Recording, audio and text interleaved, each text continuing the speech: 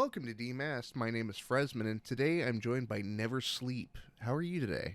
I'm doing fantastic. Had enough coffee. I am cognitively active right now. It's great. I wish I could say the same. Oh, so I love coffee. Too much, I would say. But the only place I could find coffee was at my local convenience store, and it was that Monster Energy Loca Mocha. Oh. Jeez. So so Sounds a little intense. I've personally never had a Monster. But I can't do most regular energy drinks like your Red Bulls and whatnot because it just gives me horrible heartburn. But the coffee based ones I can do. interesting. No, I typically only do straight coffee, but I don't necessarily do small amounts. Bad habit of mine. I'm up to the point. Have you ever seen the evolution of coffee? I guess is the question. It starts off like, yes, a little bit of coffee with mostly creamer, and then in the end you're snorting coffee grounds. I'm close to that point. Oh God! So, are you perchance a fan of the band Foo Fighters? Foo Fighters? Yeah, with Dave Grohl. Give me a second. Foo, F-O-O Fighters? Yeah. I feel like I've heard of them. What is their big song? Oh God, there's probably The Best of You, Everlong, The Pretender, ton of stuff. I think so. And for you Tenacious D fans out there, he played Satan twice.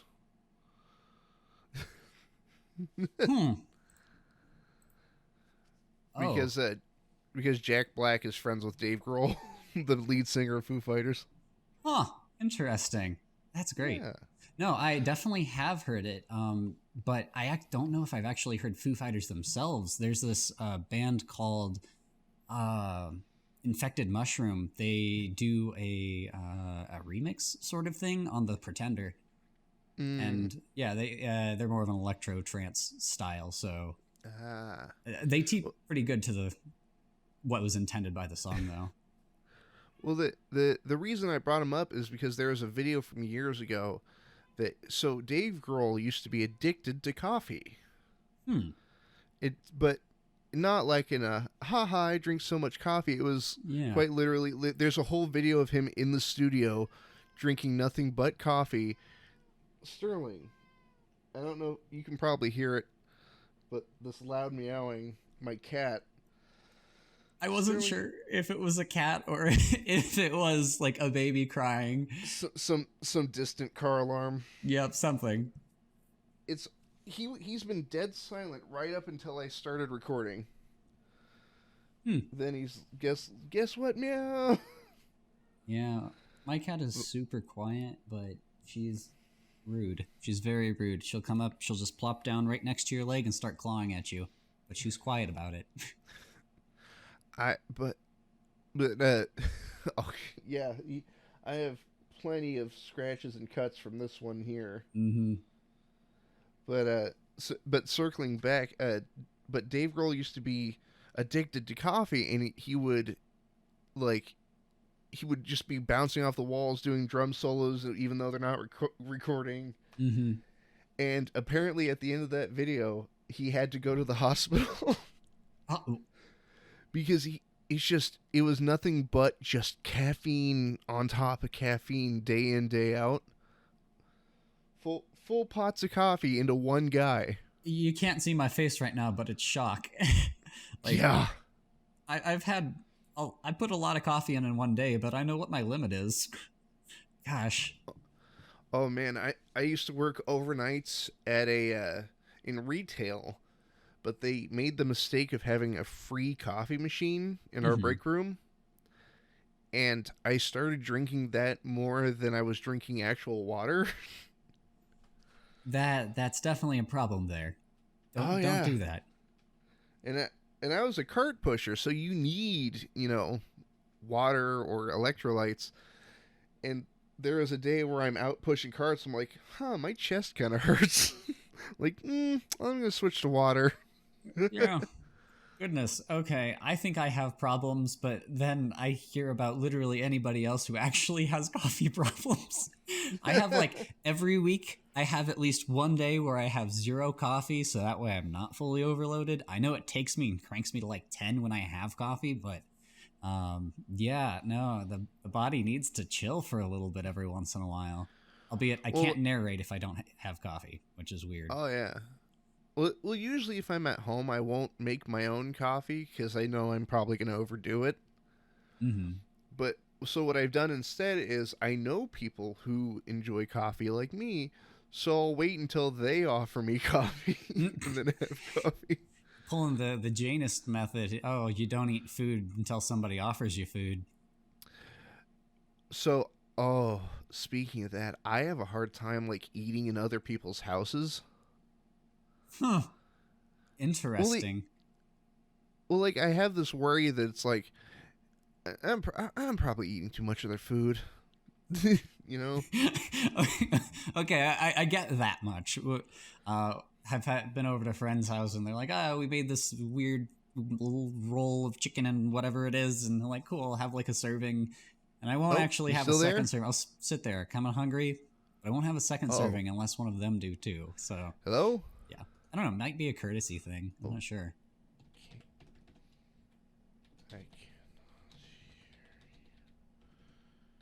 You. Mm. Oh. I think I lost you. Anybody within the sound of my voice? Oh, I think my internet went out. Uh-oh. Uh-oh. Uh-oh. Huh? Uh-oh. Uh-oh. Oh, no. Yeah, I'm not hearing you and you're not coming through. Oh. Apologies for the technical difficulties. Oh. Do it. Oh, there we go. Hello? I kept the recording going. My internet dropped out. Okay, no worries. Yeah, my recording's still going too. But what were you saying about eating in other people's houses? Oh, yeah, like I know what you're talking about in terms of kind of feeling weird about it. So mostly when I'm like going for a second serving, I won't do it until somebody else does, but I think that might be a courtesy thing. Or like, it happens sometimes at like family get-togethers for me where it's like, oh, the food's in the kitchen, go ahead and grab some. I'm like, I'm gonna wait until somebody else gets up and then I'll follow them. To be fair, at family get-togethers, I don't care. Your family, your food is mine. It's mostly mine. I will fight you for it.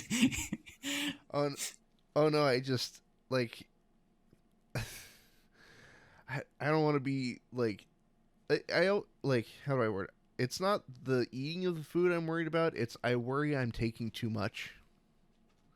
You know? Yeah. I definitely, I get that with friends, but as soon as family comes along, it's like, yes, that's a nice pie you have there. It would be a shame if something happened to it. Yeah. Then magically the pie's gone and I'm just sitting there with the whole pie. Okay, I'm not that bad, but my favorite one's, getting sent home with leftovers. I'm like, this isn't gonna make it home. Was at the Halloween party with some friends, and the person's a good old Southern lass, and she's like, okay, you got to make a plate before you go. And I'm like, what on earth does that even mean? She's like, you got to take a plate full of food. I'm like, oh, okay. I don't know how to make ceramics. So, I just went and pile on, grab a whole thing of pinwheels of hors d'oeuvres, some Jell-O shots, all the random things that they had at the place. It was great. One of my grandparents, it's like a mafia deal. It's like, all right, you guys are getting ready to leave. You're taking this with you.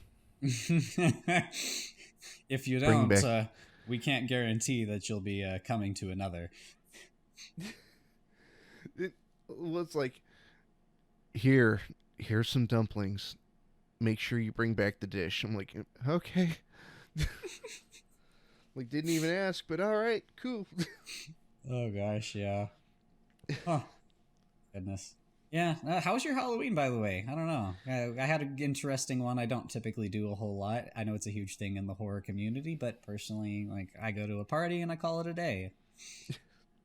Well, personally, I missed it. I didn't do anything. Just sat around at home. Well, it sat around at home to the degree in which I almost forgot it was even happening.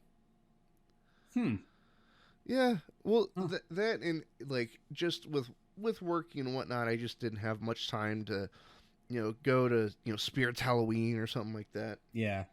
Oh, I was super lazy. My wife, she was saying like, I'm gonna go as Avril Lavigne.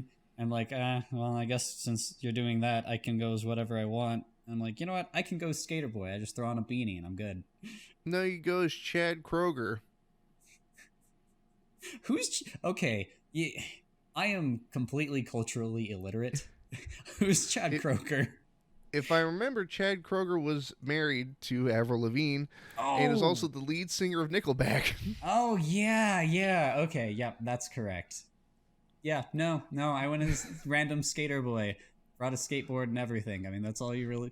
It's funny because I put on the costume, and if someone didn't actually know me, they might just assume that's how I normally dress. But it's so far from how I normally dress.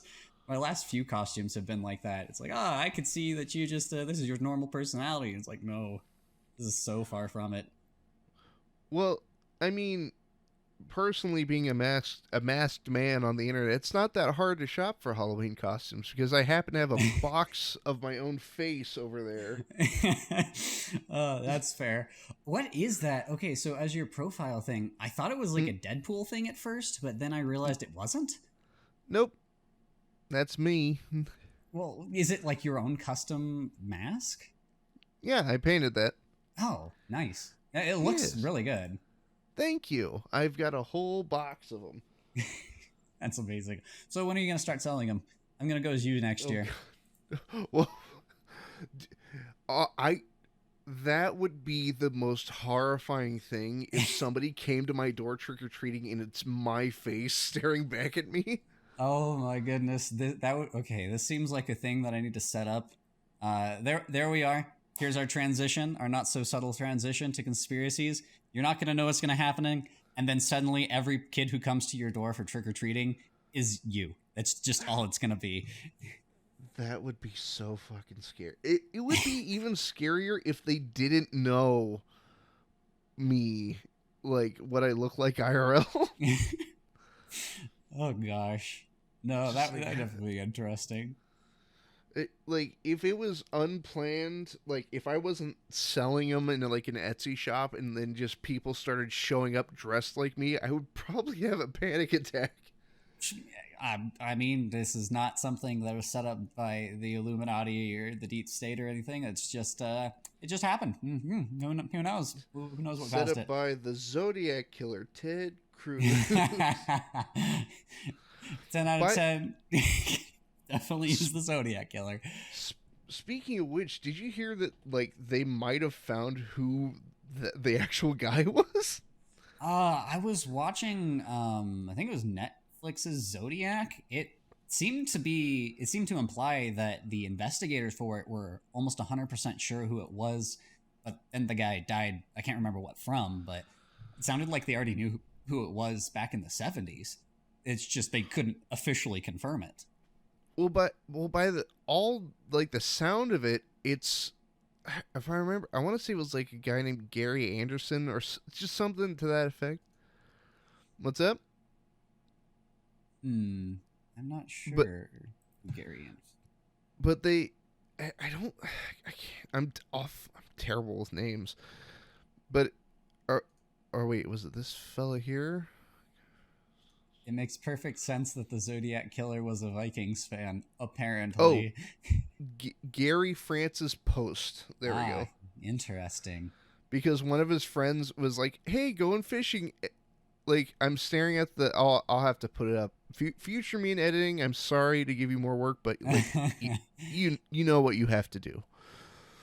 But it's a post from like a friend of Gary Post. It's like, oh, my last visit with the old man, Gary Post. And then it just says, Zodiac, question mark, for some reason. Weird. That is weird. And, like, I think what might be the most hilarious outcome is that, like his face matches the photos and all that good stuff, but people still hang on to the joke that it's Ted Cruz. It's not a joke. Ted Cruz is the Zodiac Killer. He straight up slaughtered somebody on stage. You never saw that happen? Can't believe he killed that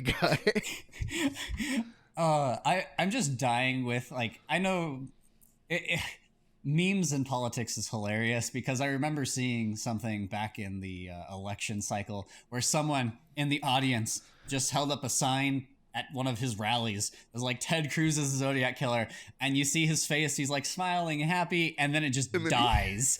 It's like, oh, oof. Seems kind of sus. Well, what was there was a video out there of him, like, firing a gun at a range, and then, like, he like laughs afterwards, and somebody put, like, an echo on the laughter. Oh my, of course they did. I am not surprised in the slightest. Oh gosh, dude. Well, like, you ever watch Captain Disillusion? Oh yeah, he had a bunch of really cool videos. I love his work, and then I love seeing his work, and then I love seeing people who haven't seen his work try to introduce me to things that have already been debunked. Oh, yeah. No, I'm trying to remember what his stuff. A lot of his stuff is mostly around, like, the fake videos, but then there was one or two that I think he did that was more about the psychology of what's going on and why you think that it's fake, even though it's actually real. Those were trippy. Talk about getting to know your own mind. Oh yeah. Well, like even in the same vein as conspiracy, it's weird, like, how fast even the idea of something could just so hard spiral out of control. Yeah. Well, like some people think that the concept of thinking that you're living in a simulation is due to, like, the Matrix movies. Yeah, the simulation thing, weirdly enough, has some interesting statistical significance. Like, technically, it doesn't actually work out that way, but it makes some assumptions that, if true, it actually kind of guarantees that we're in a simulation. Super weird. Because the assumption is, if you can make a significantly advanced computer and make life a simulation, then if you were to go into that simulation, what is the probability that they too are able to create computers that are advanced enough to create a simulation? So it creates the full cascade of, technically, if there's a simulation, there's an infinite number of simulations, and what is the probability that you are at the top level? But it makes the assumption that you can create a sufficiently advanced computer that creates lifelike scenarios. I mean, VR is cool and all, but I think you need a lot more than anything moderately close to what we have right now to make a full-blown simulation. Well, like, a buddy of mine I used to live with way back in the day, like, I don't think he believes in simulation theory, but he loves to play devil's advocate, which is annoying. Sounds like we'd be good friends or worst enemies. Not sure which. Well, he's like, well, how do you know you're not living a simulation right now? And personally, I relate it to, like, he was trying to relate the simulation theory to, like, do you actually exist? Is what you're perceiving real? And I go, well, yeah, it's real, because it's not like if I leave my bedroom gets called out of existence because I'm not perceiving it. My cat's still in there, and he's still fat. So here's actually, so my worst vices in life, politics, philosophy, and nonsense. Here's the one for you. Have you heard the thing, if a tree falls in the forest and there's no one around to hear it, does it make a sound? That's not actually what the question is asking. The question is asking something different. It's asking, if a tree falls in a forest and there's no one around to hear it, is there a forest? Yes. Are you sure about that? How do you know? Yes. There's no perceived observers there. Then how can you pose the question? Because it's similar to Schrodinger's cat in the box. The biggest question about Schrodinger's cat in the box is not whether if you open the box the cat is dead or alive, is whether the cat is an observer. Because if the cat is an observer, then obviously the cat knows if it's dead or alive. Observers are... Sterling, I'm going to have to put you in a box. I'm going to put a pencil and a clipboard in there, and you need to write down what you see. So, what you get? God. Well, even the concept of the observer is objective, because if, like, say a cat is observing what's inside of a box, which would be total darkness if he's inside of a box, but they're still having their own sort of experience inside the box. That assumes... And it's the same as if you put a person in a blank room, they can perceive that they're in a room, but at least us humans can articulate what the hell was inside the room. The problem is, we know that humans are observers. We don't necessarily know if cats are observers. We know that if we put like an apple in a box, like an actual something that we are pretty confident isn't an active living observer, once we close the box, we don't actually know the state of the apple until it is observed again.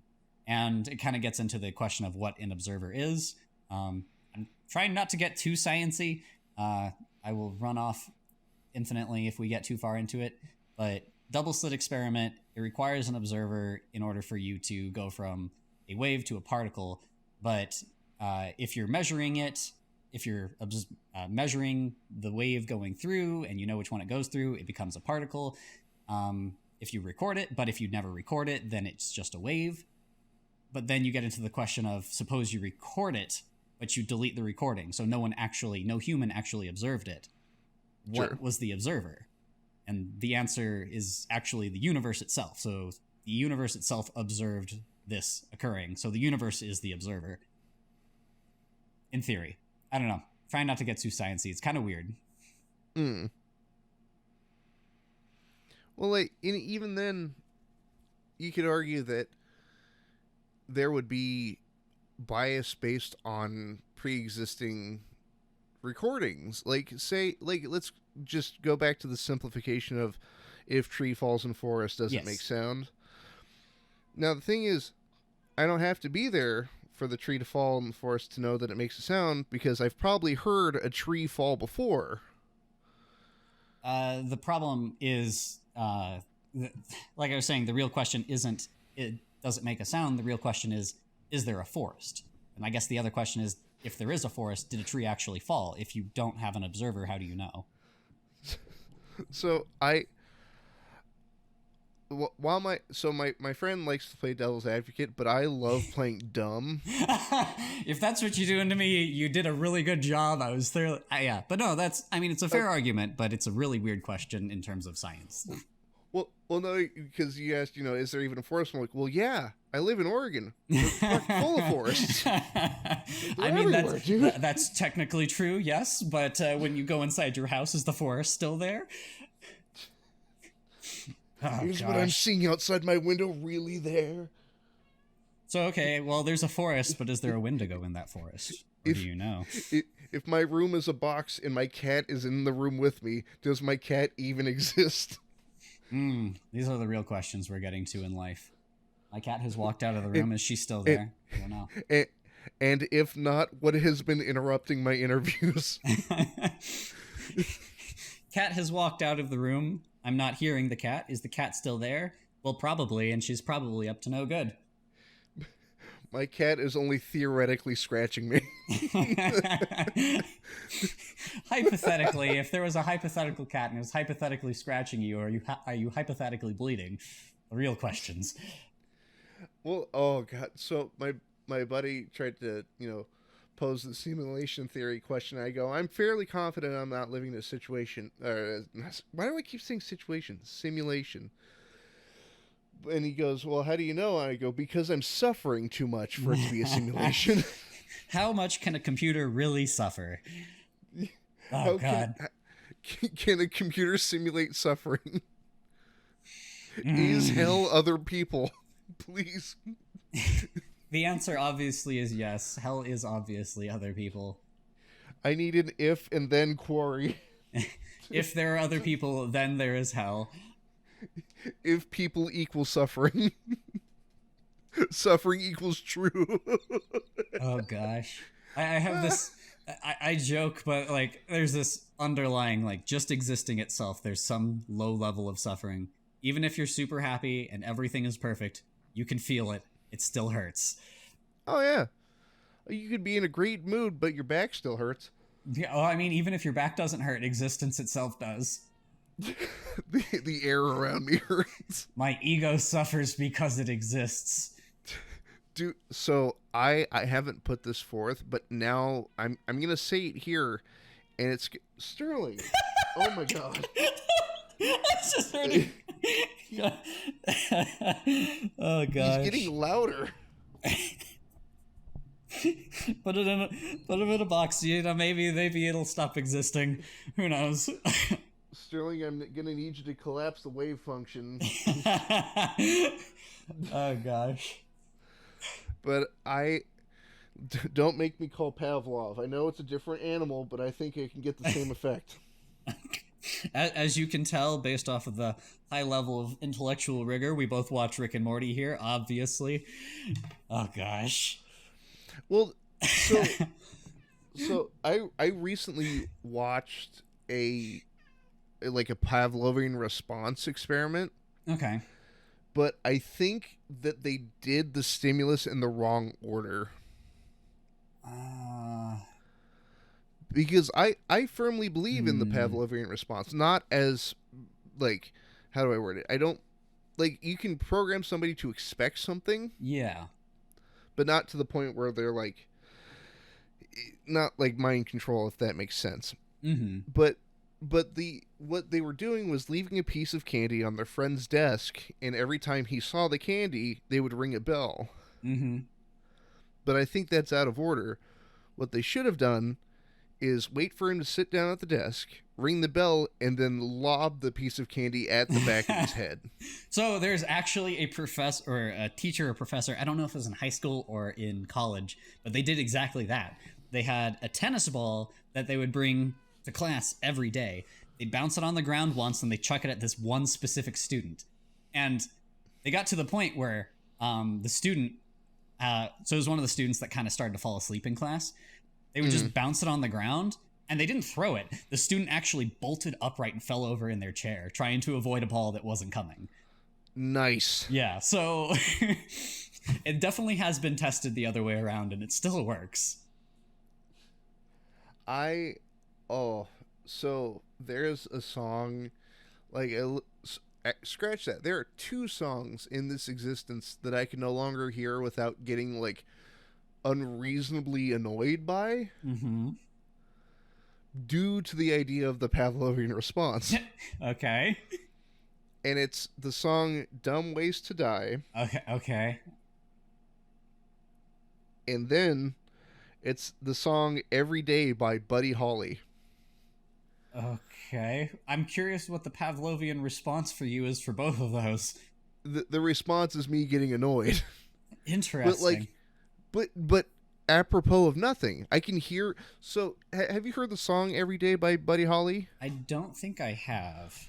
So, it starts very simply with the sound of somebody clapping. Okay. And just that, like, the rhythm, like, the way that song starts, I'm immediately like, oh, for fuck's sake.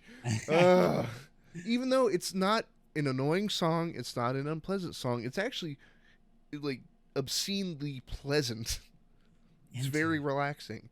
But the problem is I heard it at work, and I heard it like 10 times a day, to the point where I would hear it and just like, oh my God. And now, like at home, and this was years ago, I'll pull up that song and I'm immediately in a bad mood. Interesting. Yeah, so I just listened to it real quick. I definitely have heard it before. It is quite a cheery song. That's interesting. Did you hear Dumb Ways to Die in the same fashion? Yeah. But it's very much like the first, I want to say the first couple words of that song where I'm just like, ugh. Dumb ways to die. Okay, I won't make everyone suffer. Well, like, but that has a different response of like, I need to like get up and leave the room. To be fair, I think Dumb Ways to Die is partially intentionally annoying. The thing is supposed to grab your attention. In my eyes, it's not as bad as It's Raining Tacos. It's Raining Tacos is the best. Get out of here. Oh, sure. You're entitled to you're entitled to my opinion. You're entitled to your opinion, but it's in fact incorrect. Or there's a line from a video from like back in like 2009 that stuck with me to this day. That's your opinion and you're entitled to it, but my opinion is that you're wrong. What was it? I respect your reality, but I replace it with my own. I forgot how the quote actually goes. Adam, what's his face? I reject your reality and substitute it with my own. Exactly. Adam Savage Myth. Yes, that's the way to go. I love Adam Savage, and I love his channel Tested. I cannot watch it for the life of me. I can't say I've seen it. To me, it's like a more relaxing version of Bob Ross. I couldn't do Bob Ross. Well, because it's not heavy music. It's just he explains what he's building that day, and then he'll just build it. Like you just see him go through the whole process of making the thing, and it's so calming and relaxing that it puts me right to sleep. Interesting. Huh. And it's annoying because sometimes it's stuff I actually want to watch. Yeah. Like, I'm like, this looks cool.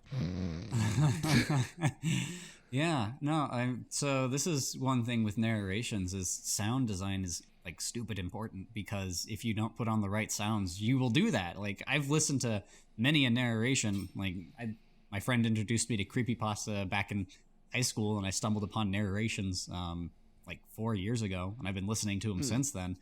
And there are so many what is it? Like I think it's Creeps Mix Pasta. It's one of the larger channels. He uses the exact same song for every narration, and got to the point where it's like you're not giving me any diversity in like what I'm supposed to be experiencing. It's the same thing. It's like, okay, we sit down, you do your narration, that's it. I have to focus on just what you're saying. That's fine, but I don't feel like the music matches the flow of the story.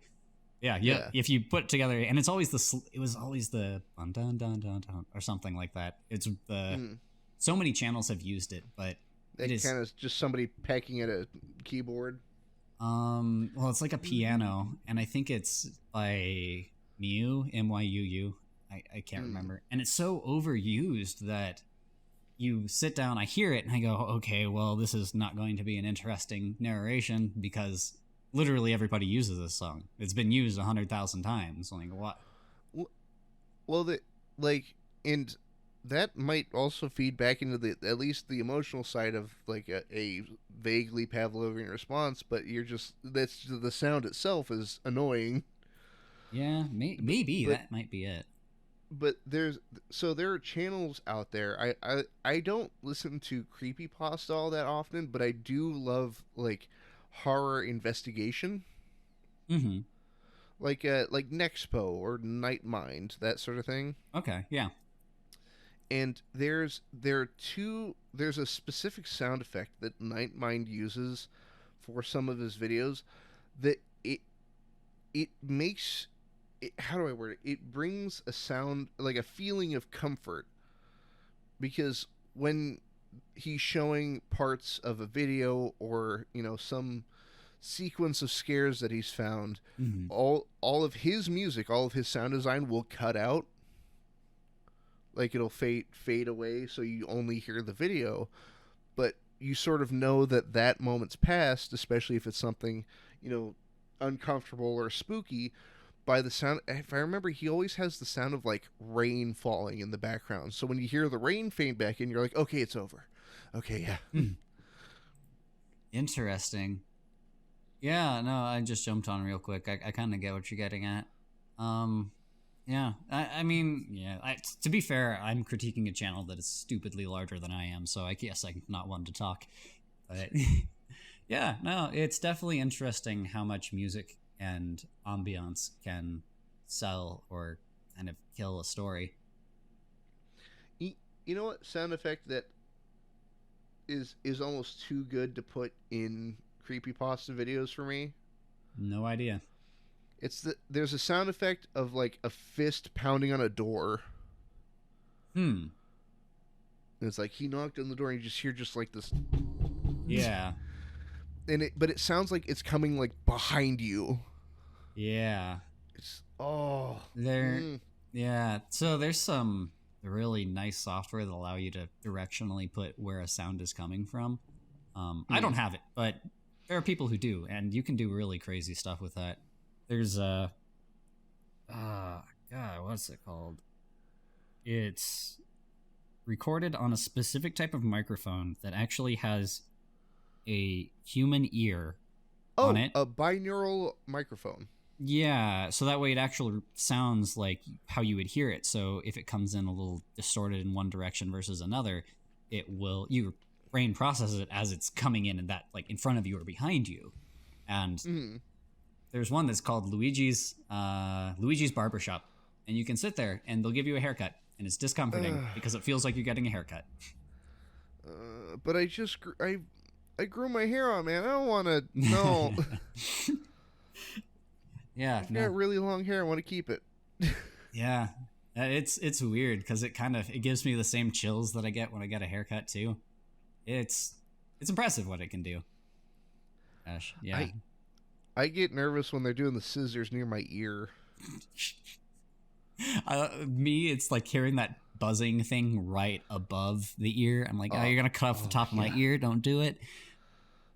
Yeah, where they're like trimming your sideburns. Oh gosh, yeah. I'll do it myself. Thank you very much. Oh gosh. Okay. Yeah. Oh, it sounded like you were gonna say something. Go for it. Excuse me. Oh no, I was just gonna say like, so I'm doing No Shave November. Oh, fun. And so I shaved for like the first time in like 3-4 years. I don't think that's how No Shave November is supposed to work. Oh no, it's just I didn't participate the last couple years, and then I'm like, you know what, today's the day. Oh gosh. And I've discovered a new sound that I hate. And unfortunately that sound is from my face. Okay, well, you definitely, that's the thing that I have to deal with all the time. Mouth noises are gross. Well, it's the sound of my stubble like itching up against my pillow. Oh. Yeah, that is kind of annoying. Okay, wait. I have a question for you. Yeah. Do you have a sound that when you hear it, it makes you irrationally angry? I don't think so. I have a lot of sounds that give me a lot of emotions, but not one that gets me angry. There's a specific sound that whenever I tell somebody about it, like in person, they immediately do it, and it drives me fucking crazy. Okay, I will try not to be tempted. It's a very simple sound to create, unfortunately. It's the sound of nails on paper. Weird. That is not something I would imagine makes someone angry. The thing is, there's no, how do I word it? There's no preset precedent for it. There's no reason behind it. It's not like, oh, I heard the sound in my childhood and then I associate it with this. It's just if somebody drags their nails across paper, I'm like, I'm just get like really annoyed and hold angry. me back, hold me back. Oh God, yeah, interesting. No, the only thing, like the nails on chalkboard doesn't like do much except make me want to vomit. Like that's the closest thing I've gotten to very weird sounds that just kind of, for some reason, irrationally give me sensations. Ooh, oh God! You know what's another so I've got. Yeah, all right. How's your cringe response? It depends upon what the cringe is. like, what does your body do when you cringe? Like, say something makes you obscenely uncomfortable. Assuming I don't get nauseous, it's just kind of like this. I don't know, kind of like a general tension in the jaw, the lower jaw area, I guess is probably all I've got. Huh. Yeah. For some reason, my hands cramp. Interesting. I imagine everyone's probably got a different thing for it. Like, I get the feeling of, like, I need to either make a fist or open my hands as wide as they can. Interesting. And it's happening now as I'm thinking about the sound in particular, because there's another sound that gives me that response, which is do you know? Are you familiar with like polyester fabric? Yeah, like a cheap Halloween costume, that sort of thing. Like a nail getting caught on polyester. Yeah. Huh. Like you know what I mean? Like like a hangnail almost, just like that zip. Oh, that. Oh, okay. That was weirdly distinct. Yeah, I know exactly what you're talking about. Come on, hands, stop doing that. Yeah. Huh. No, I get what you mean. I'm getting some response. I don't know how to really point it, but yeah, that's an interesting one I hadn't noticed before. And apparently I've become aware of this recently, that another like cringing response to something that makes me not, how do I word it, not physically uncomfortable, like how some people have like tryptophobia, that sort of thing, but it's like emotional cringe.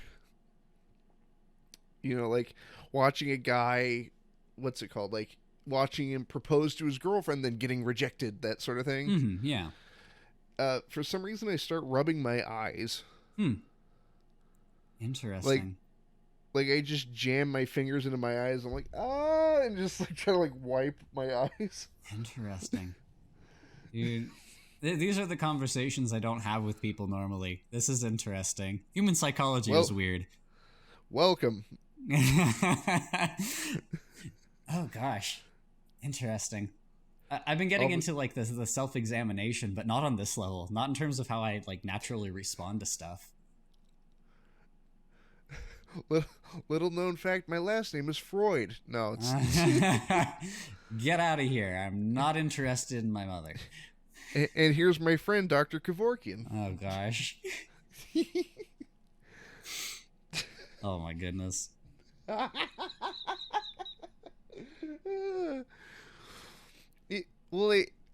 Like, you know, I don't think I've discussed the idea of like the cringe response.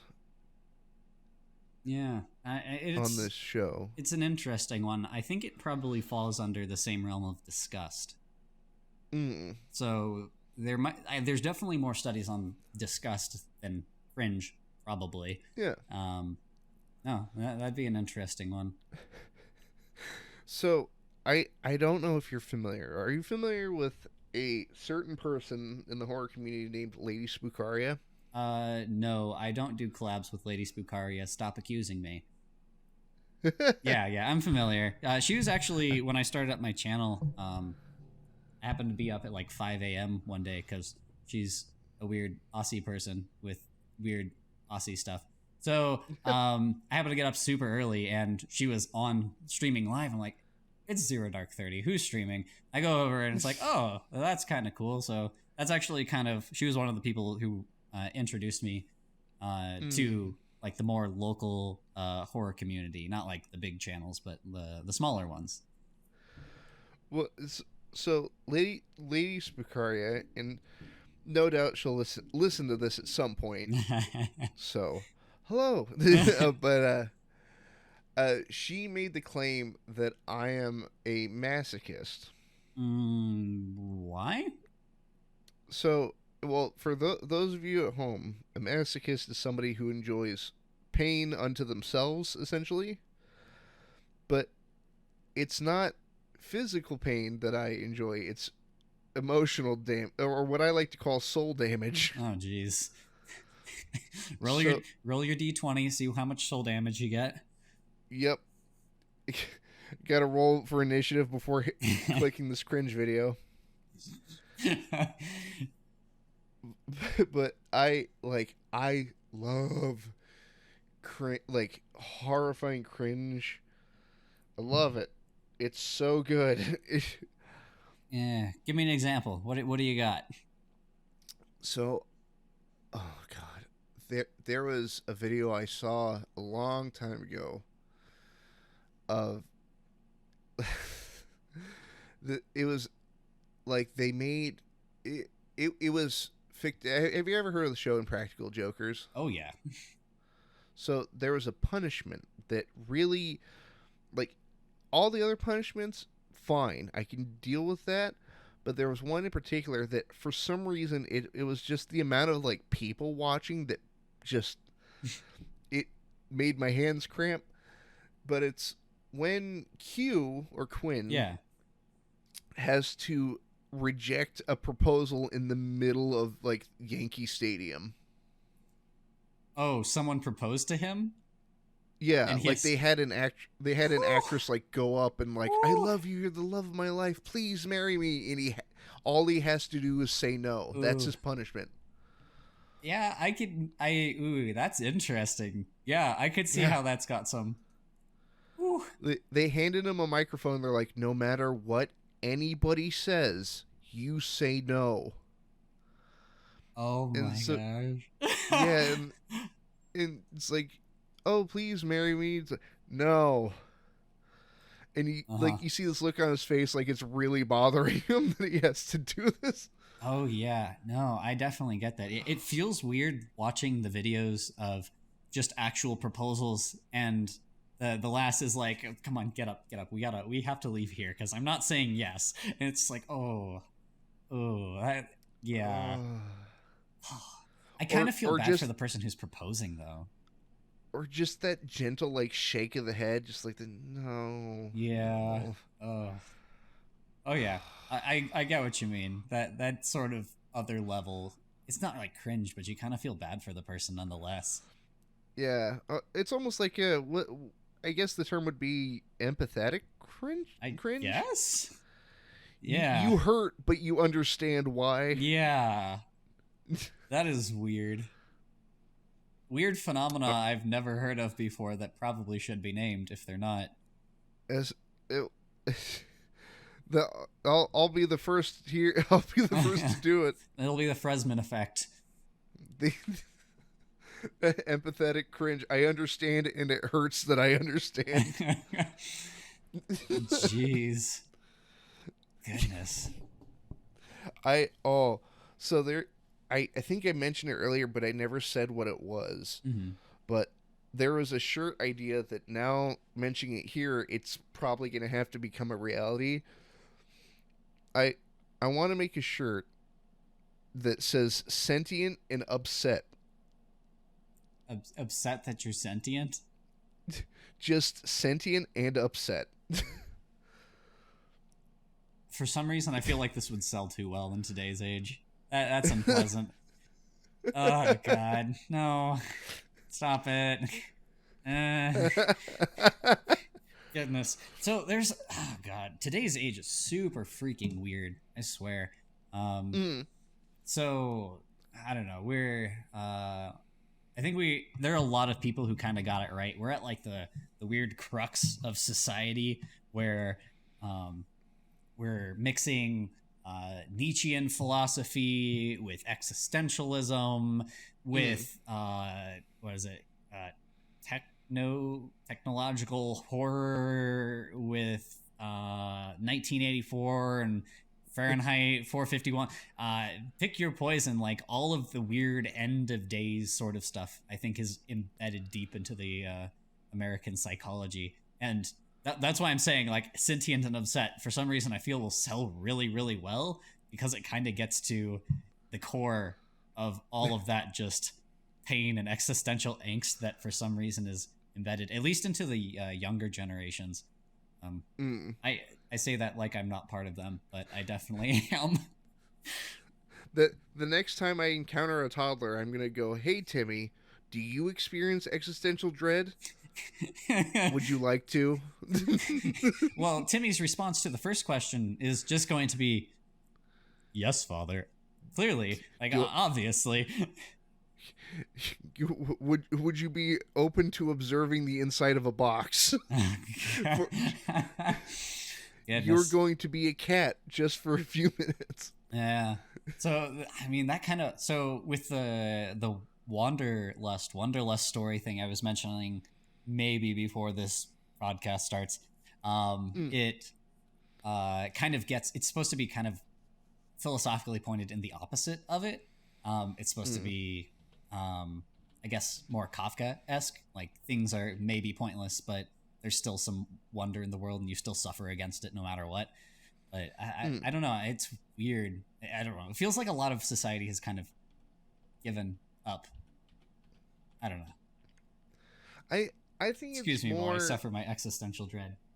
While I pet my foofer. Well, I would argue that it's not so much that people have given up. It's more so that I think people are more open to introspection. Like, the older generations sort of function on a don't think about it, or push that feeling down into your soul. I don't think about it. But now in the modern day, like, it's not even, what's it called? It's not even from being able to talk on the internet. It's more so, like, I feel like people have changed in a way of, like, they're more open to talk about how they're feeling.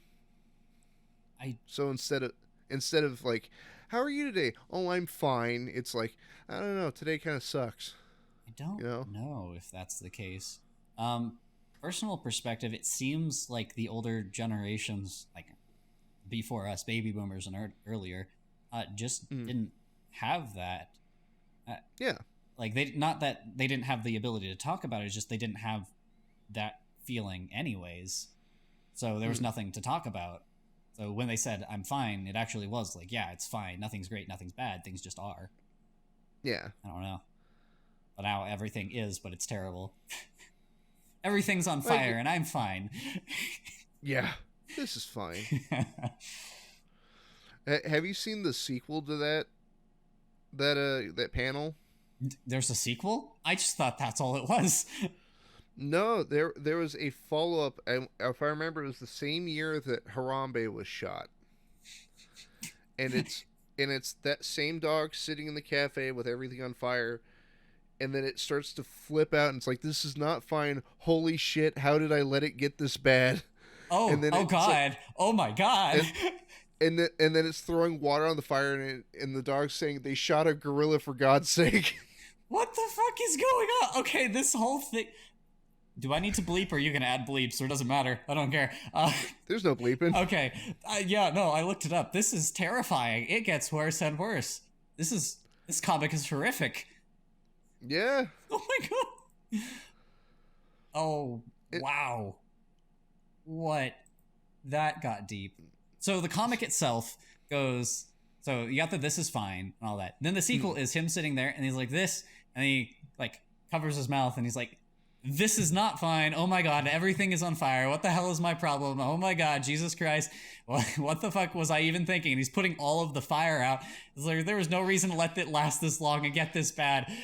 They shot a gorilla, for God's sakes, and he's still putting out the fire. Then it says, eventually, ... He's sitting in the room, everything's burned down, and he has like existential dread on his face. This is a horrifying comic. Yep. Oh my goodness. But the thing is, I think that second, like, the first comic is hilarious. Yeah. But I think the second one is necessary. Yeah. Okay. So I know we kind of said we were going to look at what was it? Conspiracy theories. But here's one for you. Was there even a fire? Oh God, no! Not going back to what is the universe. More of here's the conspiracy theory. Everything was normal. Harambe was the gorilla glue that held the universe together, and now that he's dead, the universe is falling apart. Everything since 2016 and after has gotten worse and worse. Okay, here's your go. Change my mind. Good luck, unless you agree. I don't know. I feel like it was also when the what's his name? When the Ricardo dance stopped. The guy with the bandana. I have no idea what you're referring to. I will look it up. Oh! That is interesting. Oh no. No, I looked it up. I know what you're talking about. Well, no, it's just, I'm like, oh shit, what did I just do? The Ricardo dancing me. It's a lot more innocent than you think it is. Well, there's an image I have of there's a comic somebody made of, like, they're looking up the stairs to heaven, like past the pearly gates, and then Ricardo's like reaching down from on high. Jeez, it's so good. But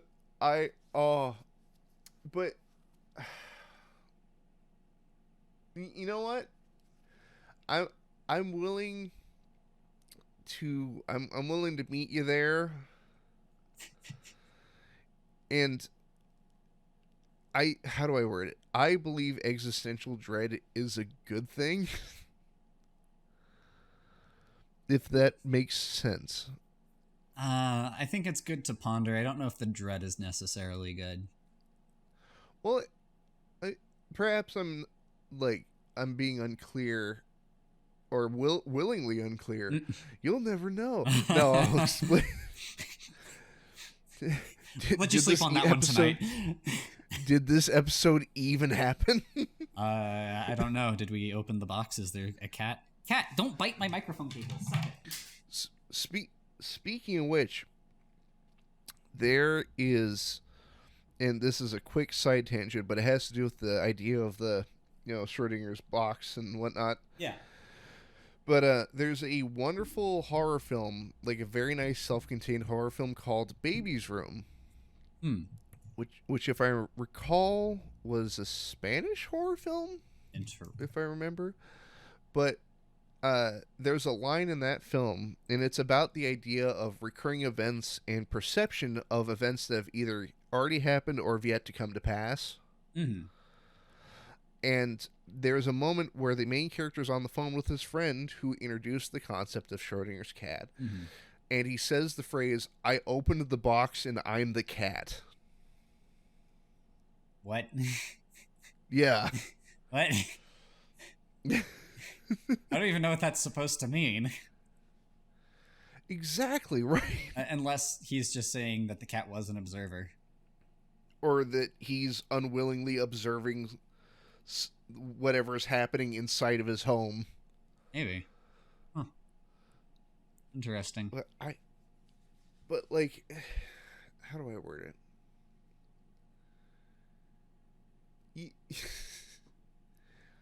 Well, I believe I've talked about this before, but the idea of like the concept of like immortality, not like agelessness or like freezing yourself to live forever, but like the idea of a person could theoretically last forever. Yeah.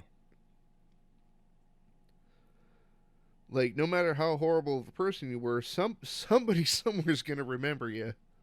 Yeah, I mean, to be fair, if you name all of the historical figures, I think like your top three are probably going to be something from China or India, something in the Hindu, Buddha, Confucius philosophies, something like that. I think you're going to get probably Jesus Christ as one of them, and I think you're going to get Hitler as another one. Like those are probably three that are going to just last, if not forever, for a really long time. Now, it's NeverSleep. I think we're going to be good friends because the whole time you were like dancing around it, you're like, yeah, with Confucius and all that. I'm like, Hitler. Yeah, it's probably Hitler. Yeah, I mean, your top three, you probably got like the two big ones, and then like I can't think like Mao. Everyone, like if you're familiar with Mao, 100 million people dead because of things that he did. But I mean, it's not something that a lot of people are familiar with. But I mean, 6 million for Hitler.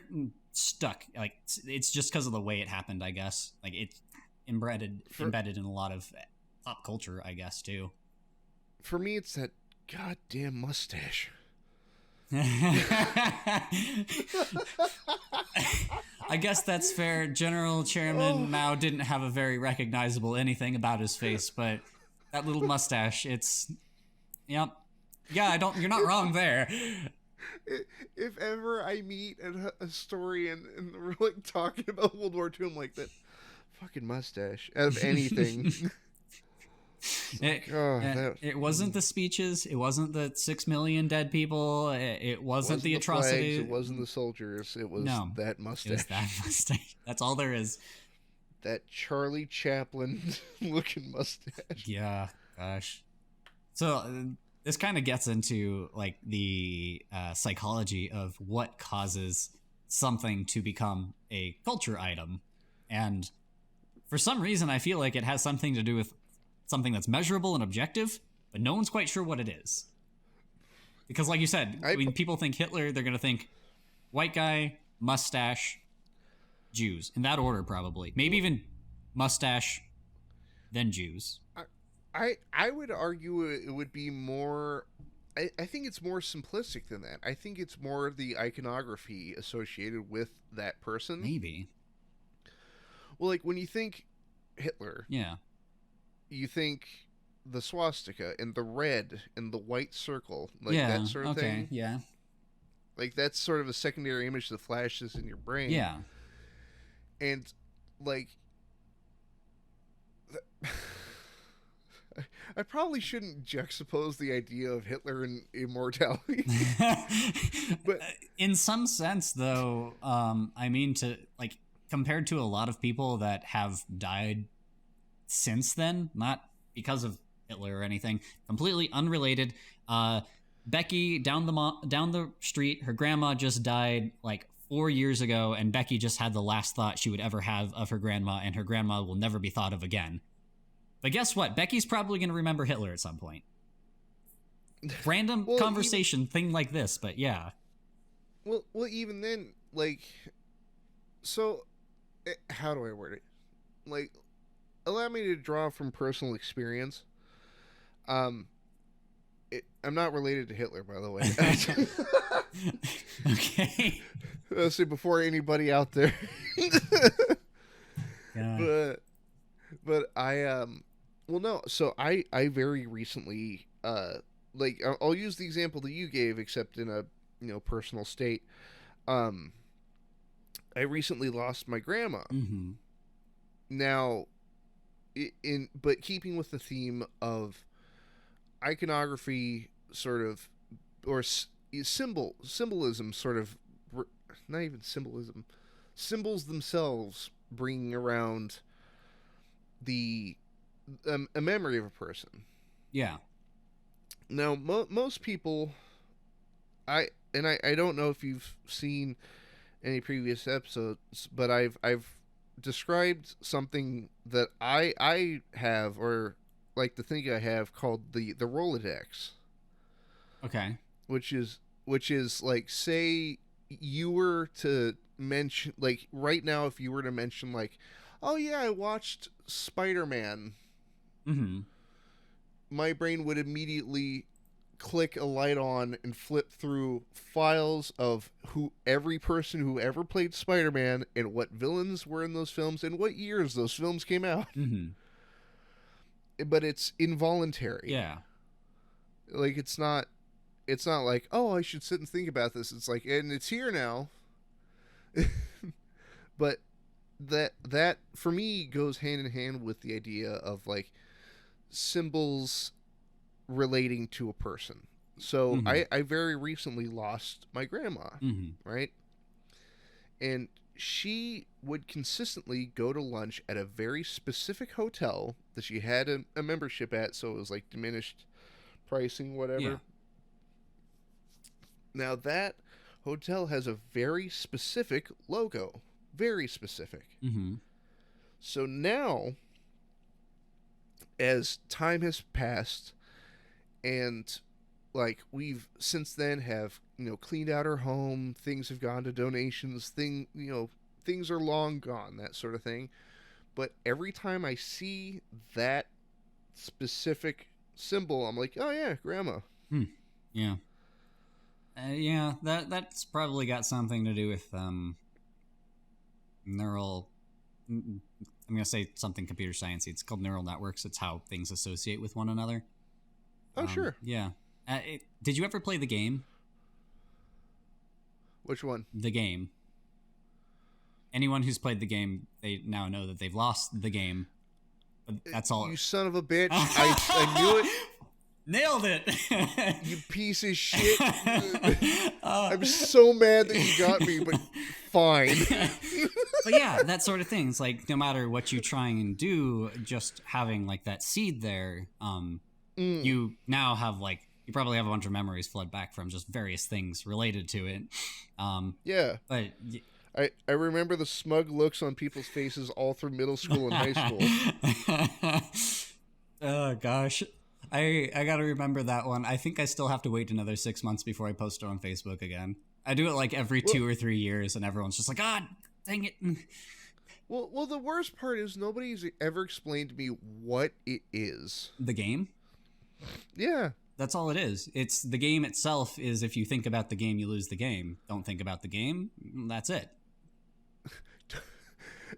We're going by Bye Man rules. Bye Man. Don't say. Yeah. Oh. That it was a terrible horror movie with like if I remember the mantra of that film was don't say it, don't think it. Yeah, that's it. That's all it is. The only catch is once you have thought about the game, you have to proclaim, geez, loudly, I have lost the game. And that's it. That's just the game. I feel bad if any people who have never heard of this are just like, what are you talking about? Or we're gonna have the opposite reaction where everybody watches this son of a bitch, why have you done this to me? No! I've made it for 7 years and I haven't thought of this. Why did you? Oh God. So I actually, in keeping with the idea of sort of mimetic infamy of the game, I went back and researched this somehow circles back to World War II. This is am I the cat? Is this what's happening right now? What is that? Gosh, open the box. Jeez. Who poked holes in the box? But I was learning about it's considered one of the earliest forms of meme, or I guess the present day version of memes, of an image being associated with an inside joke. Yeah. And it was the phrase "Kilroy was here." Oh yeah. And for years, and I've seen it in movies, cartoons. You always see it in the background in some form or another. And for the life of me, did not know who Kilroy was or the idea of Kilroy. I didn't understand the joke. Yeah.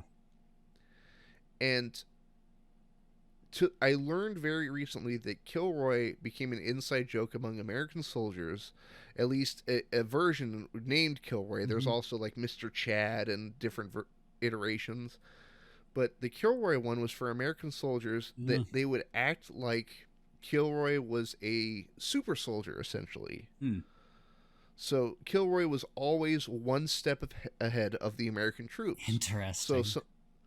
So they would draw Kilroy on the wall, and they're like, "Oh shit, Kilroy's already been here," because it says Kilroy was here. Yeah.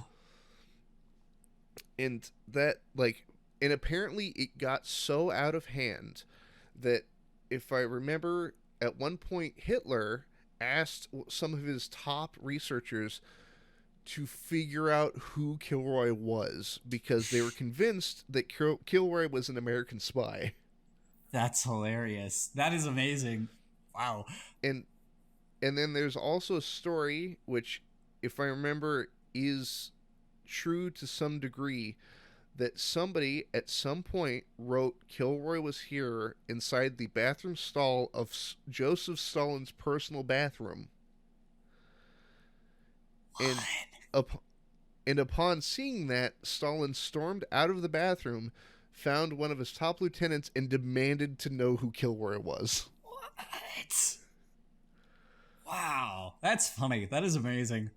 Oh, God. So that's the stupid power of memes. It's insane how it is a weird virus that gets inside of the human psyche and spreads. Like, Harambe is a meme that, despite being dead, will never die. Gosh. Dicks out, man. What? Dicks out for Harambe. I feel like Uganda Knuckles should have never died, but it did. Oh, God. The one I wish would have stuck around was not so much Uganda Knuckles, but the original cartoon that Uganda Knuckles, like the 3D model, is based on. That Gregzilla. Oh no! I love that. Yeah. What was it? I can't remember what the current one that I was thinking of was, but yeah, it's just weird how when they almost completely destroyed the stock market for giggles, that was amazing. Like, but the power of meme was AMC, as well as GameStop. Yep, it's impressive. It's crazy what the power of meme can do. Yeah, there's another weird psychological one for you. Why on earth do memes meme? And how does the brain work, along with your weird, discomforting stuff? Well, that and I feel like, as far as, image macros go nowadays, it's become such an inside joke to the point where you can see it's like Loss. You remember Loss? Loss? Oh, this will be fun. Ooh. So Loss is if I remember, I want to say his name was Tim Buckley. It was a fellow who made a comic called Control Alt Delete, which was like centered around video games and random humor, that sort of thing. Okay. But at a point in time, he made a comic that suddenly veered into very serious territory because it was partially based on, like, his life, or at least what he wanted out of life, that sort of thing. Okay. And it's a comic of so bear with me, I don't believe that the other person in that comic even exists, and like the event never happened. So bear with me here. Yeah. But the comic is about, like, his wife in the comic miscarrying. Okay. It is a 4-panel comic of him running into the hospital, talking to the receptionist, talking to the doctor, and then being in the room with his wife. It's those 4 panels of those 4 events. Okay. Oh, the line thing. Exactly. Oh, God. See? Yeah. It comes full circle. It's so bizarre. I remember seeing a thing about lines on Reddit like 2 years ago or 3 years ago or whenever it was. Like, what the heck does this even mean? I don't understand it. There's lines, and then the lines have twisted. Is there some, like, algorithm going? I'm an engineer. One so sideways it's like, now. There's something going on, and I'm pretty sure I can be calculated. And then freaking, it's just a stupid meme. Yeah. Because that meme has been redrawn like 100 times. Yeah. But the fact that it can be reduced to, like, line segments and be fully understood is baffling. Honestly, if you just randomly drew 2 lines on a scratch of paper 4 times in 4 different sections, I would probably get what you were getting at, even though they aren't in the same position as it's supposed to be. God. Yeah. The human brain is weird. Oh, here's a weird one for you. I think it was kind of funny. Have you ever heard of the Uncanny Valley? Oh, yes. I'm a big fan of it. The Uncanny Valley, for some reason, implies that there is something in human history that looked kind of human, but wasn't quite, but was deadly to humans. That's discomforting. So, this mainly has to do with faces. Are you familiar with the, I'm trying to pick the right word here. Not a condition, but it's like an automatic response that the brain has, but it's a pareidolia. I've heard of it. I don't remember what it is. It's the brain's response to make a face, because a face is something that you are used to seeing. Yes. You're seeing other people's faces. And so, like, if you're staring at, like, a pattern on the wall, you might see part of a face, or like an eye or a nose, that sort of thing. But I believe that it extends fully to the human form entirely. Yeah, probably. So like a coat hanging on a wall is like, oh god, that's a person standing there. But even though you're staring at it and you know it's a coat, you're like, oh god, what if it moves? Yeah, no, I know what you're talking about. I'm pretty sure you're correct there. Yeah, and I think that's where the Uncanny Valley is born from. It's not fear of a non-human object. It's fear of a person-shaped object. Maybe. Yeah. I mean, it has to do... uncanny itself is a very strange phenomena because you get if you're walking through the woods anytime, day, night, but, a little dim, and off in the distance, off the trail, let's say some fog setting in, and you see a human-like figure. It's not moving, it just looks vaguely human-like. The situation itself is terrifying, despite the fact that that thing you're seeing is probably just a tree and some branches.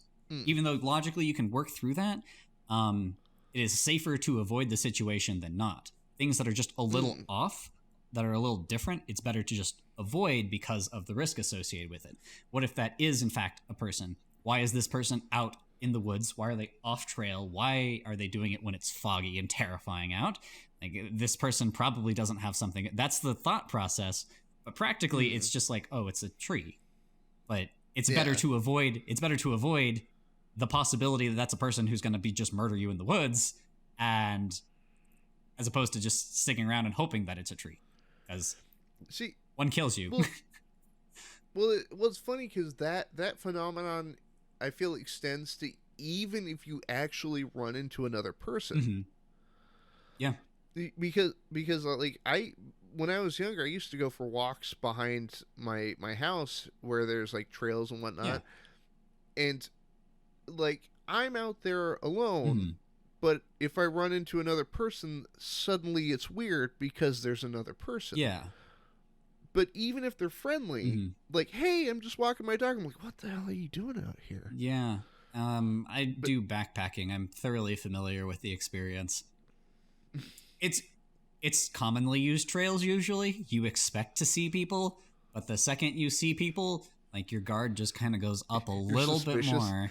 Yeah, it's like, they're kind of suspicious out here walking around with a giant backpack on a trail. I don't think they're out here to camp. Who knows? I'll take my giant backpack elsewhere. Yeah, no, it's definitely a strange phenomena. To be fair, probably the most deadly things to humans, especially in modern days, is not actually animals or creatures or random occurrences. It's probably people themselves, save for like diabetes and heart disease. Like, you're probably like, if you live in the inner city, the most dangerous thing for you is people. You're not going to see a bear there. You're not going to get attacked by some snakes. It's people. Or you might get hit by a car. But, I mean, people is the most dangerous creature, I guess. Well, how do I word it? I'm a paranoid person. Okay, not a schizophrenic, just a person. Yeah, but I'm terrified of being alone, like entirely isolated. Mm-hmm. Like, how do I word it? Like, if I'm alone in my room, fine, cool. But if everybody's out of the house and it's just me in the entire house, then that's a problem. Interesting. And the thing is that fear is subsided if I can at least get into contact with somebody, like text or phone call, that sort of thing.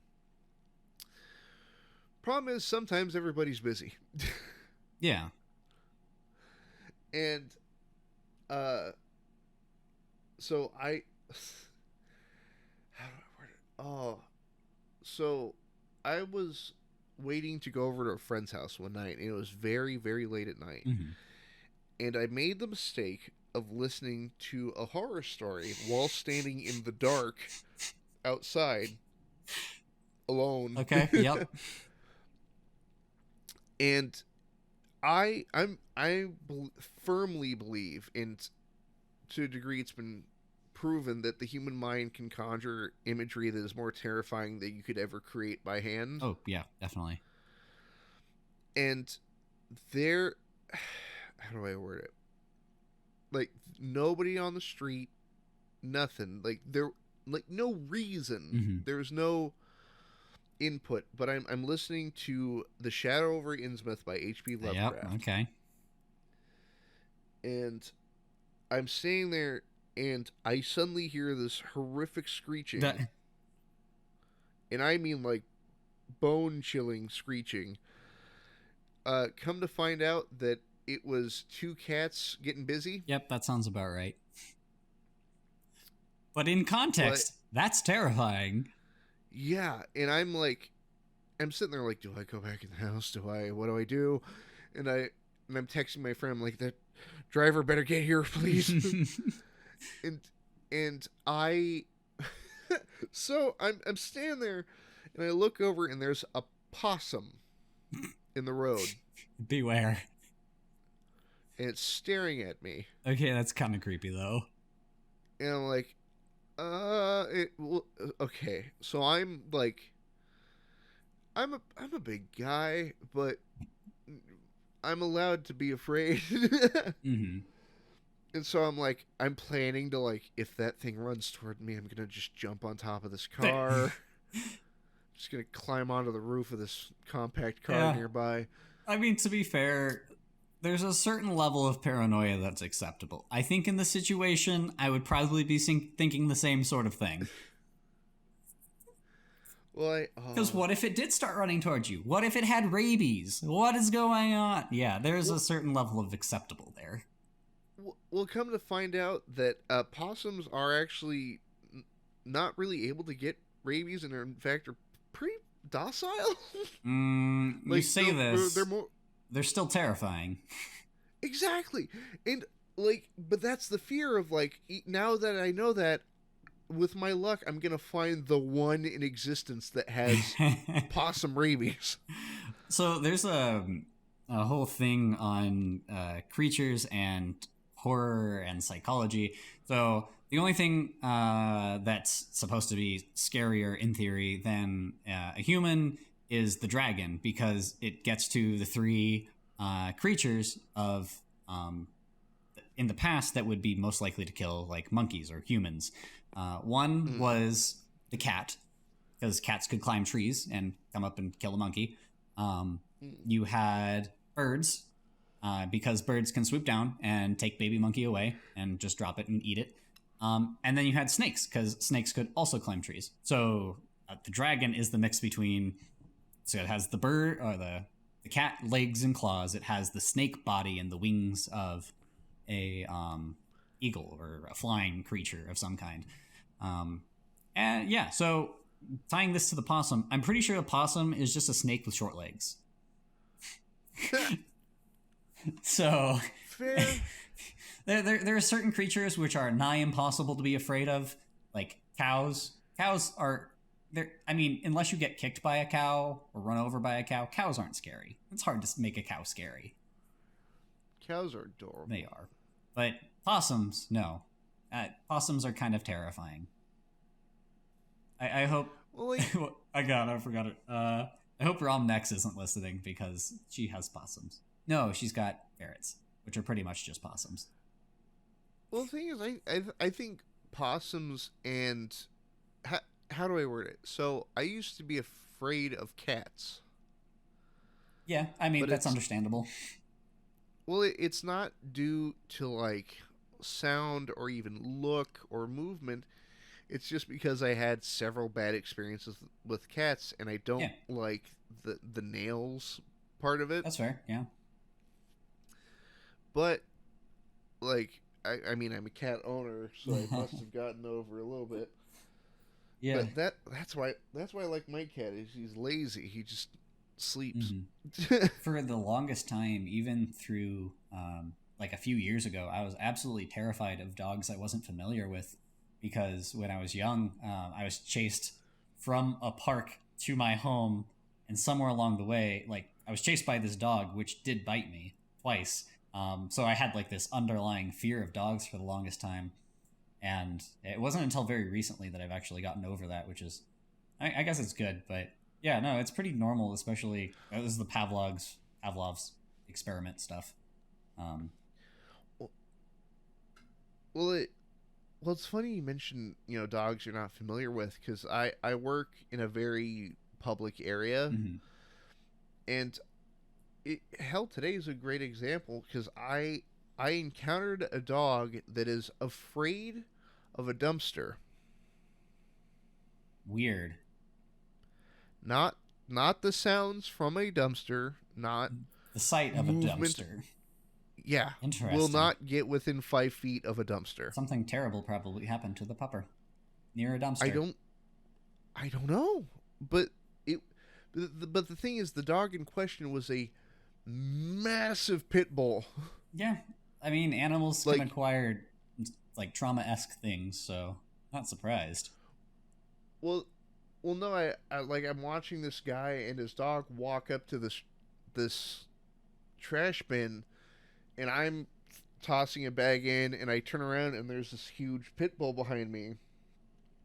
And, I'm not one of those that's like, oh, my God, the pit bull is going to kill me. But it, I believe it's more of a, nurture thing for the most part. Yeah. But sometimes, in rare cases, some animals are just plain bad. But, and that extends far beyond pit bulls. I mean, cats can be... I know an evil cat. It's my sister's cat, and that cat is a piece of garbage. Yeah. It's an adorable cat, but it will tear your face off. Yeah, no, there's definitely something with nature versus nurture that will determine, personality. My wife, when she was a kid, they had a dog, and this dog was... theirs got it when it was a puppy, and they used to free feed it all the time. And then they sent the dog off to do some breeding stuff before they got it back a month or two later. But in that time, because how they treated the animals at the breeding place, they poured a big thing of food, and then it was fair game. So if you didn't eat fast enough, you would lose your food. You didn't eat. From then on, this dog could not free feed, because if she did, just would eat the whole thing, and everything you gave her, she'd just eat it. All of it. Doesn't matter. It would make her vomit. She would continue to eat it because of that thing. Yeah, so some personality is just embedded, you have evil cat, and then some personality is acquired with experience. And I'm not sure if that's technically trauma, but it might be. Well, it's even on the subject of pit bulls, because people associate pit bulls with violence of any sort. Have you ever seen a pit bull? It looks like it wants to fight. Put it in a ring with the kangaroo. They both look like they're made to fight. But then they do that big smile and it's adorable. But no, I like today I'm watching this pit bull, like he's like pulling the leash, like trying to get the hell away from the dumpster. Yeah.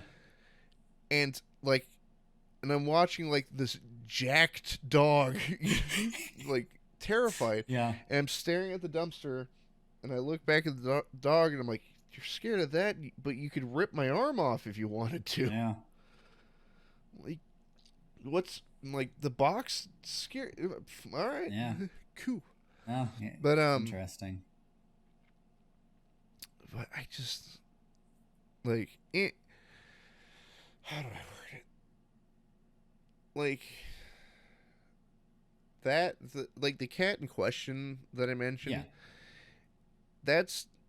That's a nature thing for that cat. Mm-hmm. From day one, from kitten to now, is the meanest cat. Oh yeah, yeah. Like wasn't a rescue, was bought from a friend, if I recall. Just born, here's a kitten, and then Yeah, interesting. I'm glad our cat didn't get that way, but when we first got her, she was really nice until we got home, and then she was just vicious for like several weeks. I think it was just like new experience for her, but yeah, no, I guess that gets back into the psychology of things.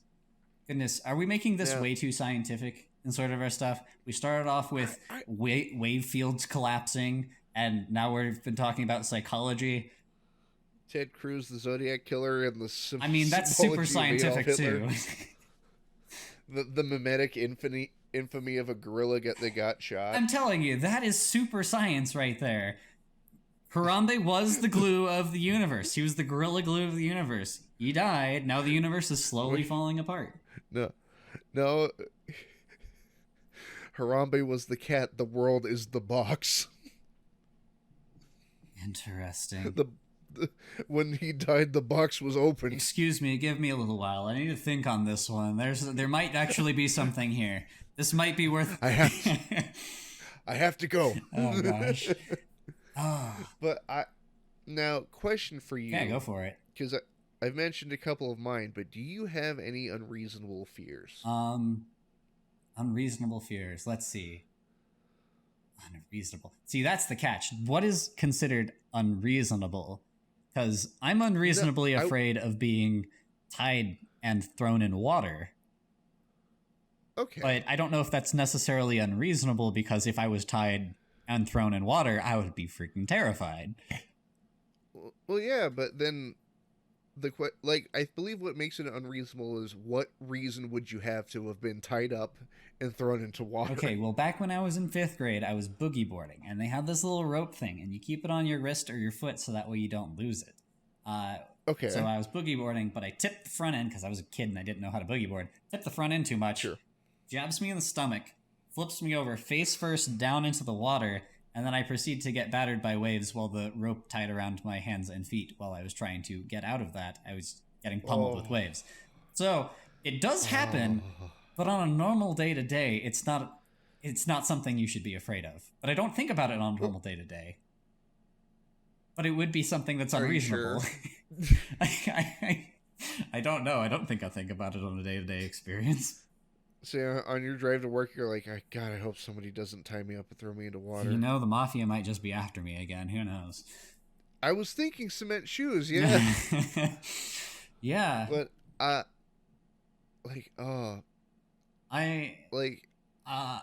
that? I guess okay, so this, I don't know if it's unreasonable, but this kind of goes into, like, the crux of the horror that I like to get into. This is why the Lovecraftian style is my thing.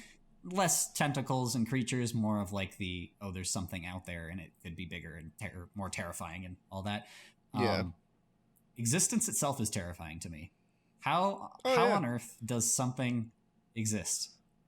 Like, why is there conscious being? Like, I don't know if that's unreasonable, but it is something I think about much too often, and it's terrifying. Well, a thought that terrifies me, or not terrifies me, but fills me with that, how do I word it? It's not existential dread, but it's almost like existential awareness, I would maybe put it in or file that under. But it's like, I'll look at a person and then I wonder, like, what series of choices did you make to lead you here to now? Yeah. And that's yeah, I don't know. It's a little different than that. It's like, so it's trying to balance like science with the fact that one experiences. How do you reconcile the idea that everything that we can measure, observe, and see is completely physical? We can even say, like, well, to some extent, we can even understand how you are physical, but we can't tell why you experience physical things. We get like, brain chemistry, but why is it not just chemistry? Why is there experience behind it? So what you're saying is you're sentient and upset. Yes, I am saying exactly that. I'm sentient and I'm upset. I'm telling you, you'd make a good killing if you did that. Yeah, I don't know. Maybe it's just me. I just buy all of the shirts. Who knows?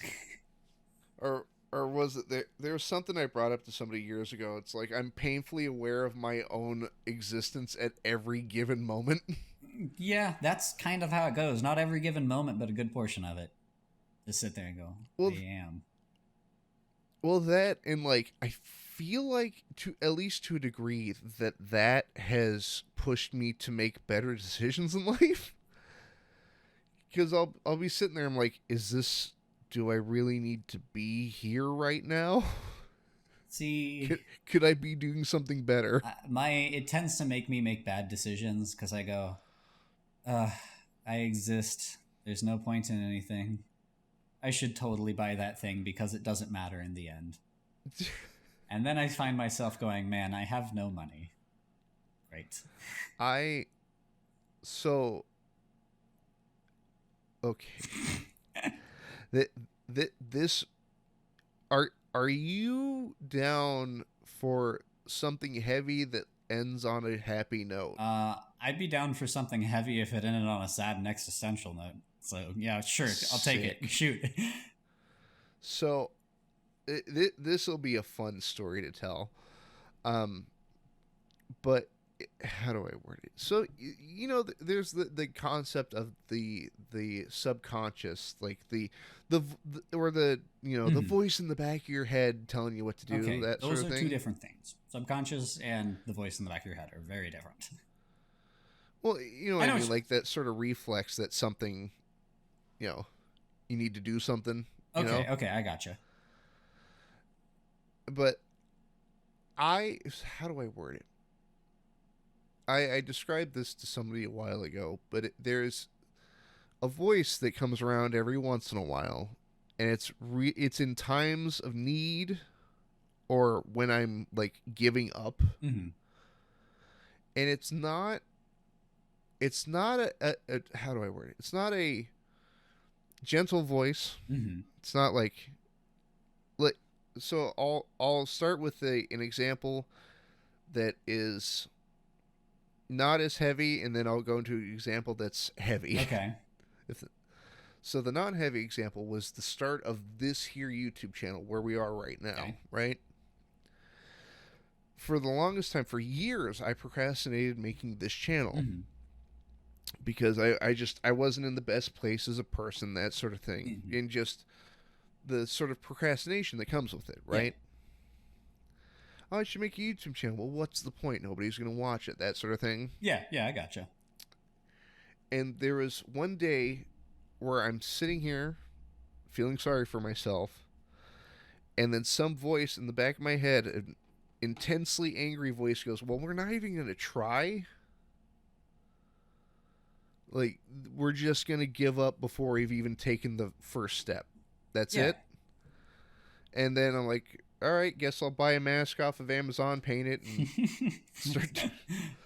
start doing stuff.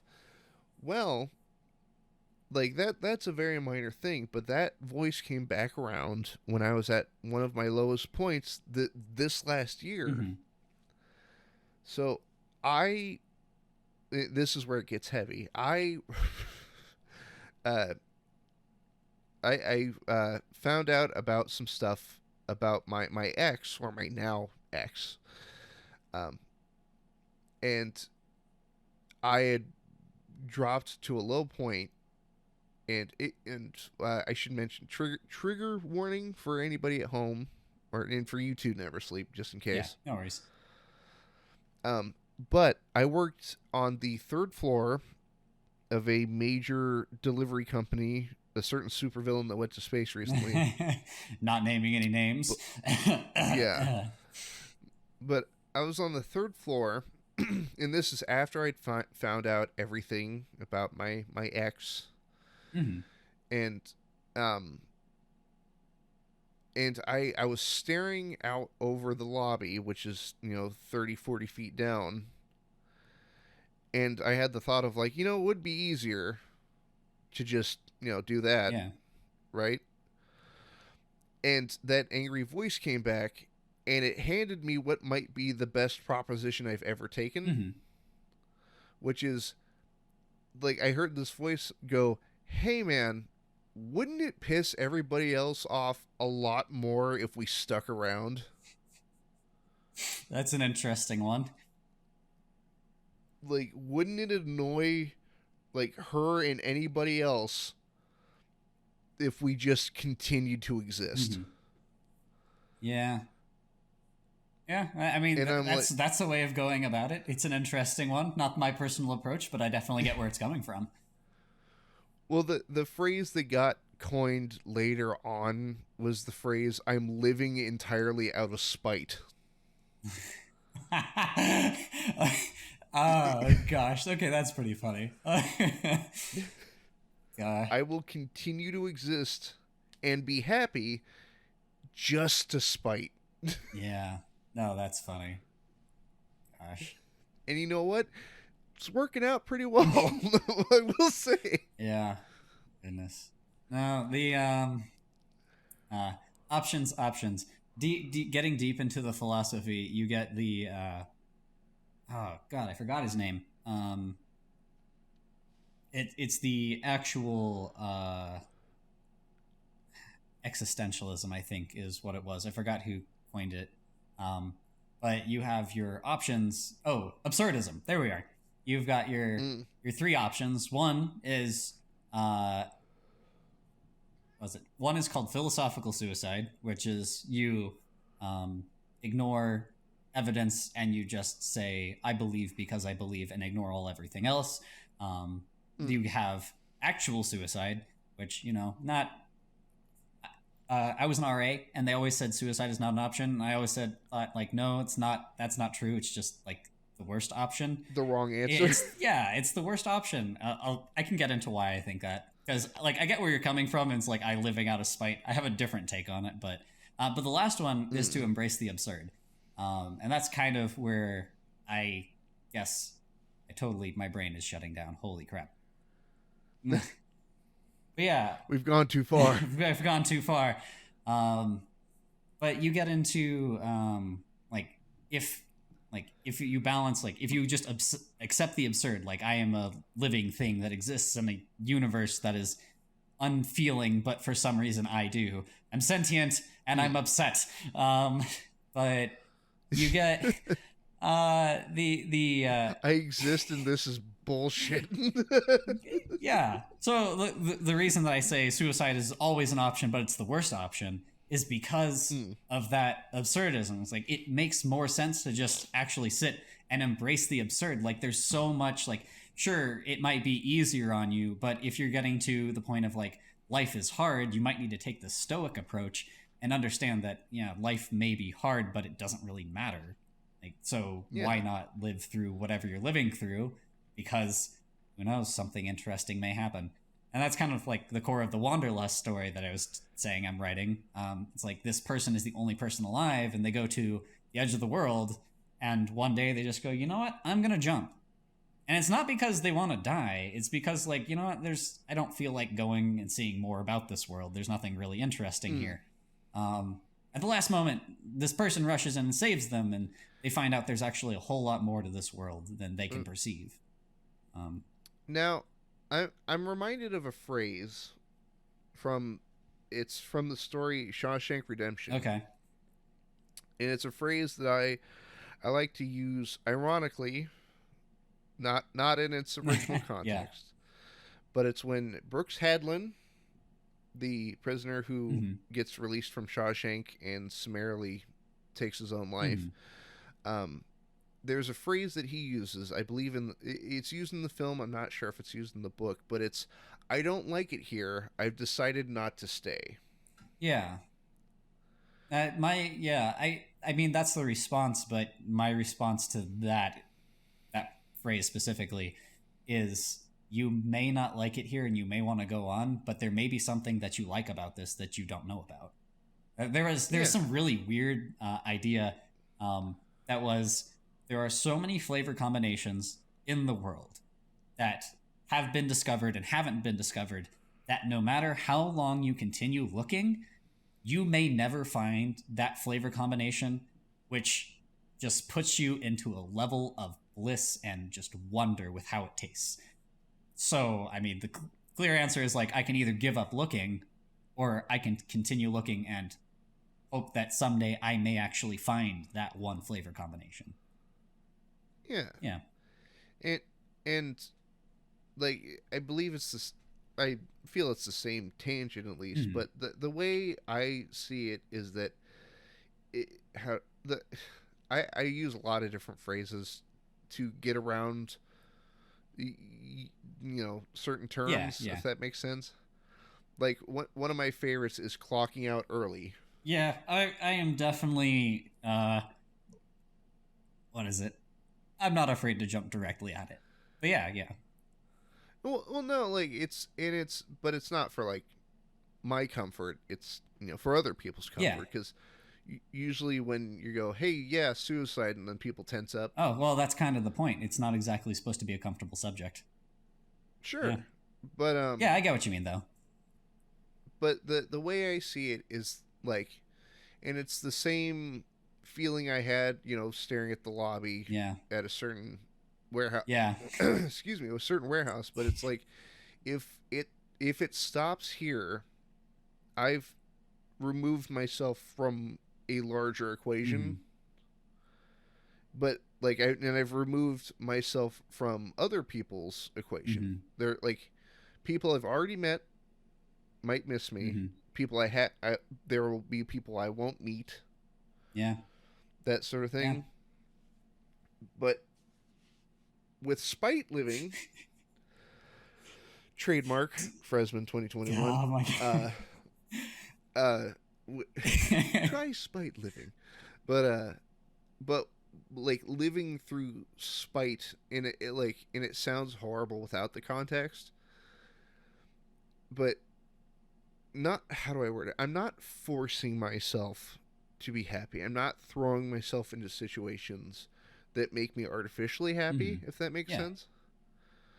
It's more so, I'm going to continue to exist, and I know damn well that, like, I would prefer to continue to exist and continue to meet people. But, and that, like, that goes hand in hand with, like, this here, like, this show, and even, interpersonal mingling. But like, I mean, that goes exactly into what I'm saying. Like, there's more to do, there's more you can experience. Sure, when you die, it's you don't know necessarily what's on the other side, but under pretty much any philosophy, like any conceived idea, from what I've heard at least, what's on the other side, it can wait. It will always be there. Like, now here, you only get this maybe one time. Maybe you live it infinitely, depending upon what your beliefs are. But this specific existence you have right now, with the exception of Nietzsche, who thinks that you've lived this specific existence forever, this specific existence, you only get it once. Sure, the other side can wait. There may be something different, maybe better, it may be nothing. But this specific one, it's not worth saying, like, I'm done. Unless, like, I don't know, that some people, like, the other side maybe just be the worst thing possibly ever. Or it could be the best thing possibly ever, but you'll never know. Well, so, and like I mentioned before, I don't know if you've seen any previous episodes. I mean, shit, I don't know if I've mentioned it in a previous episode, but I've made a plan. That sounds horrible in regards of what we just discussed. Yeah, you need to elaborate. What type of plan are we talking about? I made wide hand gesture. I'm like, what are we talking about here, buddy? So I have a plan. I have a series of plans in case of certain events if they are to come to pass. Okay. Say I were to become terminally ill. Okay, yeah. Something like that. Something out of my control. Yes. This channel, or at least the idea of the person behind this microphone, will continue to exist one way or another. I might sound different. I might look different. But there will, if I'm lucky, always be a Fresman. Fresman will never die. Or at least the concept of that. What are you talking about? Fresman never dies. Exactly. Yeah. And if I'm real lucky, I'll be cursed to have my soul put into my mask again, wink nudge, and then just go on a body snatching spree of people wearing my mask, becoming me, and then moving on to the next host. Okay. But then, oh yeah, that's how the mask works. So what you're telling me is you're not selling them, but you really should be. Oh God. That's what I'm hearing here. If they work as intended, shit's gonna get weird. Oh God, dude, are you sitting back there with like salt? You got some magic crystals, some candles, and you're doing hexes and stuff. What you're not seeing is like I'm a mask, like suspended by a fishing line in front of my microphone. You know what? You may be. I definitely can't verify. But I've made a plan, and so I won't mention who because I want to keep this joke running. Okay. But in the event of my untimely demise, whether it be, illness, old age, that sort of thing, I want to be carted out into the middle of an empty field. Okay. And then you blow me up, and then you name the field after me. That's going to be a hard one to get past legally. That's going to be a hard one. That's why I already have somebody who has volunteered to push the plunger. But it wasn't like, hell yeah, I'll do it. It's like, dude, if you want me to, I'll do that for you. Like, awesome. And then I want a sign that says, Fresman Field, and then the motto under it is, he's around here somewhere. Oh, that is so dark. Oh my God.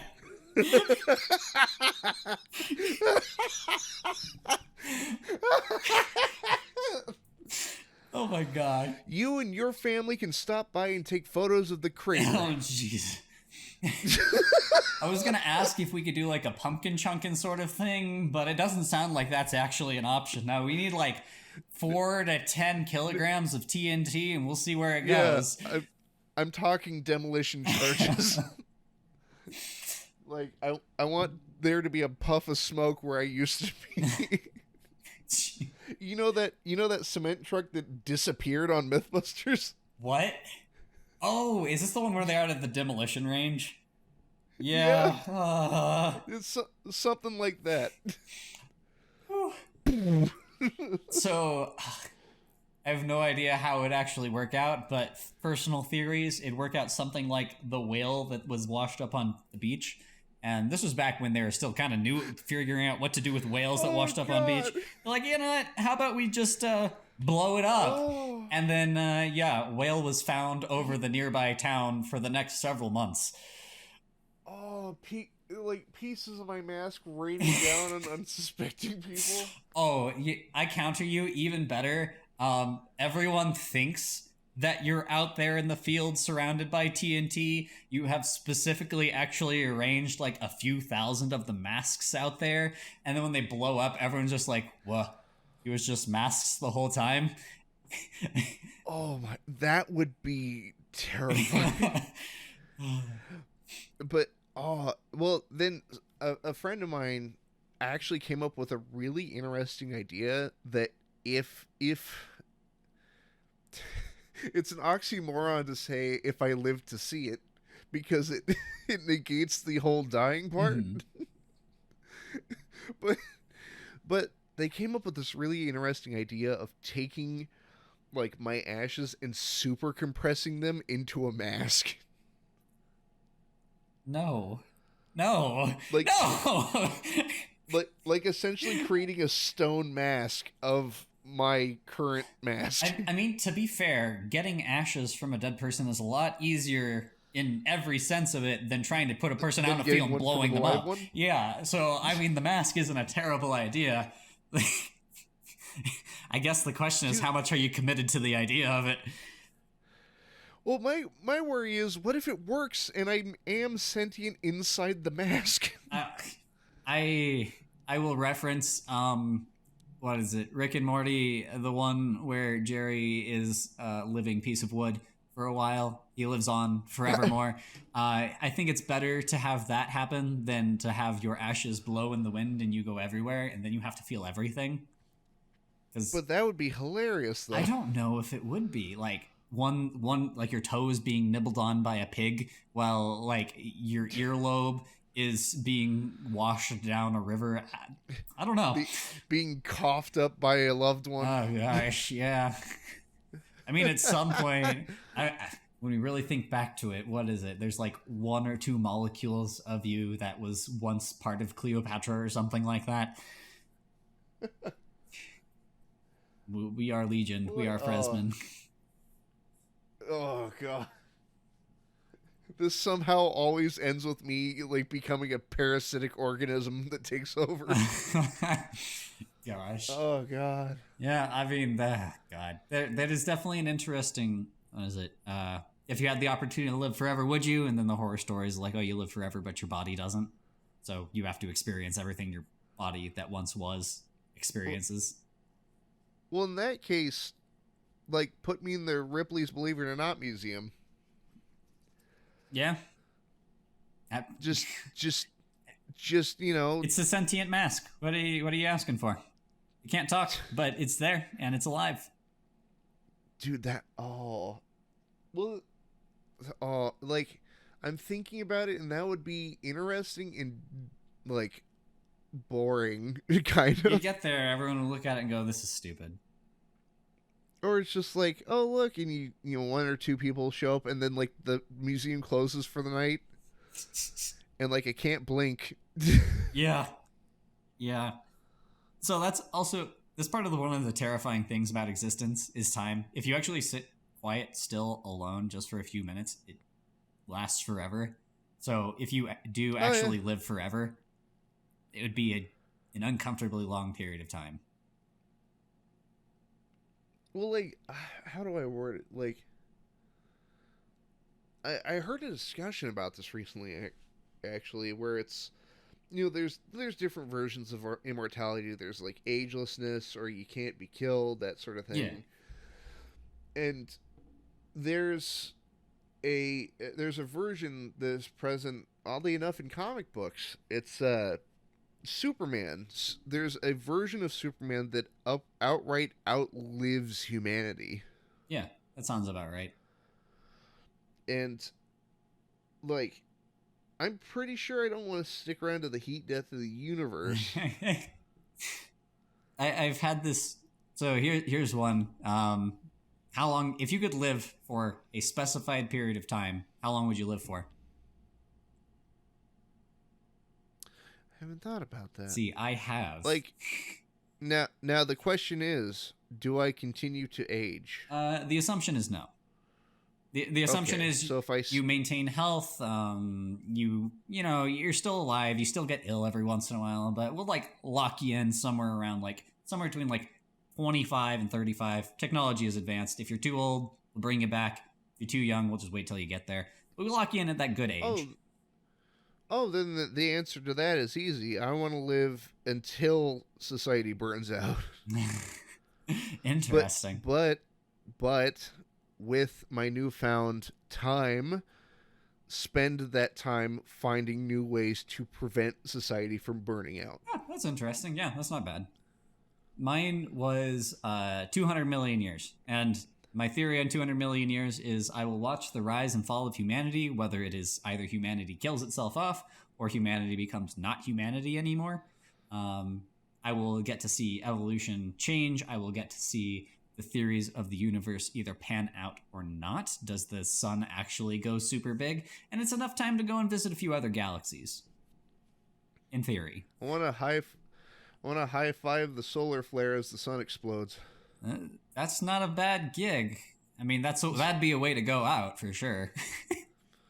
Well, my original plan was to become not the protagonist of a Lovecraft story, but like one of the first victims of a Lovecraft story. I'm totally fine being the protagonist. We can work this out. I want to be the dude on the beach that's like screaming and goes blind. Oh, check that. No, I want to be one of the cultists. So what we'll do is we'll do some sacrificial stuff. I'll like stab your eyes out or something. I don't know. Well, we'll summon a giant thing. It'll be great. Oh no, I want to be the first guy that sees Cthulhu rise out of the ocean, but like I go blind by perceiving Cthulhu. I mean, we could make that happen. It might take some time, but we could probably figure it out. I'm pretty sure you get. I'm pretty sure you look a little bit into like crystal resonance and some salt things. Something about candles in the right position. Say the right stuff. Yeah, we can make this happen. Oh man. So this is slightly off topic, but you ever play D&D? I have played D&D a few times. It was great. So I've only played like a handful of times, but I do follow this channel called Dimension 20. Okay. And there was an interview, not an interview, but like sort of a podcast that they were doing where they were talking about different character roles in like the Arkham universe, okay. like the Lovecraftian setting. And they mentioned that being dumb is a superpower in Lovecraft lore. Being oblivious is definitely a superpower. Yeah, because in the example that they used was like a Hound of Tindalos, which the doorway is opened in like the corner of a room, and like the door opens and a Hound of Tindalos steps through, and everybody immediately goes insane because it is near imperceptible as something. Yeah, but then the idiot in the room goes, "Something's wrong with that dog," and then that's the thought. Like that's the end of the thought process. Oh gosh, no. I mean, so Lovecraft is known for Cthulhu, but if you actually read a lot of his stuff, not necessarily the big stories, because you got like Color Out of Space and the Shadow over Innsmouth, like all of his like other ones, they all kind of point in the same direction as that. Like there's something kind of weird and imperceivable about existence. Yeah, and it's like there kind of always hints at like, yeah, if someone is a complete imbecile, they won't understand it or perceive it. They can't go crazy. What was it? Netflix had a movie on this.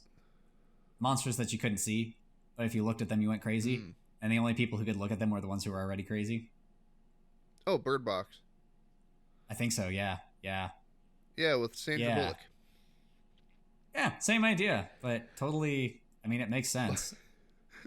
By the way, do you know what those monsters were supposed to look like? No clue. Their design is terrible. They are giant babies. Oh, that is terrible. Do you know why they're giant babies? No. Because Sandra Bullock's character didn't want kids. So she's actually crazy and it was all in her head the whole time. Nope, it's just because it matches the theme. Okay, so there's a certain level, when you write stories, there's a certain level of interconnectedness you get to do. That's too much. It's stupid. That doesn't know. And do you know why they decided to not show the monster? Because they're stupid. No, it's because Sandra Bullock couldn't stop laughing exactly. at them. Like, there was supposed to be this big reveal, and apparently Sandra Bullock could not stop laughing at the design. Yeah, I'm with her there. That is a... Whoever wrote that is terrible. We talked about cultural decline at some point. This is something else. That's a whole other level of cultural decline. God, it's so bad. Well, like, how do I word it? Good question. I love science fiction stories, but in which oh god, so there's something I hate about certain modern science fiction stories where it's a person who lives in that world acting like something that they're like interacting with in the world that they live in is something brand new. But it's something innocuous, like a phone. It's like, oh my god, what is this? Even though that person's like a 30-something and they live in, like, 2048. Like, it's not somebody who jumped to the future. It's somebody who's been there. Like, they should be used to this crap. Yeah. And there's a story. It's one of my favorite books. It's called Rendezvous with Rama by Arthur C. I still Clarke. need to read it, so I might just plug my ears and you can tell what's going on. Oh no, I'm not going to spoil anything. Okay. Because there's a lot of stuff to go through. But there's a and it's not a major plot point. Yeah, no worries like then. It's a mode of communication where it's treated like it's a Skype call, essentially. Okay. Where you sit in a chair and then your image is projected in a similar chair on, like, another planet. Okay, yeah. But the thing is, it's not like they're, oh, this amazing holographic technology. The guy that they're describing is like, I gotta get on the phone, and, like, sits in the chair. Yeah, that's how it should be. Yeah, and, like, it's, like, that's amazing to me. Yeah, it's kind of funny. If you project into the future, based off of what we've had in the past with science fiction, and actual scientific development, the phone, the idea of the phone has been around for a very, very long time now. But in terms of what we actually have now, it was what was imagined 50, 60, 70, 80 years ago. Even more so, the ability to have something that you walk around, you're able to contact anybody. Like, it's science, it was science fiction, but we now have it. So when it actually came to market, people were like, wow, it's crazy that we actually have this now. But it's not, like, mind-blowing, impossible to perceive. Like, we could literally have FTL travel, faster than light travel, and it'd be like, wow, it's crazy that we have this, but nobody's mind would go, oh my gosh, how could anyone even conceive this? FTL has been around, like, the idea has been around for a long while now. Yeah. I mean, well, there's a book that has it has an idea that I want so desperately to be a reality. And it's the book My Name is Legion by Roger Zelazny. We are Legion, we are Bob. Well, no, it's but the reason it's called My Name is Legion is because this guy is essentially living a nomadic existence where he's constantly changing his face, his name, his occupation in order to essentially do mercenary work. But they stick to it. Like, to my knowledge, you never learn his original name. Yeah, man has no name. Yeah. And so when he meets his contact, it has to be at this, like, specific bar at this specific place at this time of year. And then when he sits down, like, I think the way that they recognize each other is one of them goes, "Hey, don't I know you from somewhere?" And then, like, the conversation picks up from there. Interesting. Yeah. And so it's like, all right, who are you this time? And it's like, yeah, Thomas, and you got blonde hair. Interesting. That's kind of cool. And Yeah, but there's this technology that's introduced that, like, we're damn close. And I should mention this book was written in, like, I want to say the 70s, and it takes place in the distant futuristic year of 2007. Okay. I, I should mention I love films depictions of the future, and like sort of seeing how far we actually got. Like Blade Runner happened 3 years ago, or no, 2 years ago.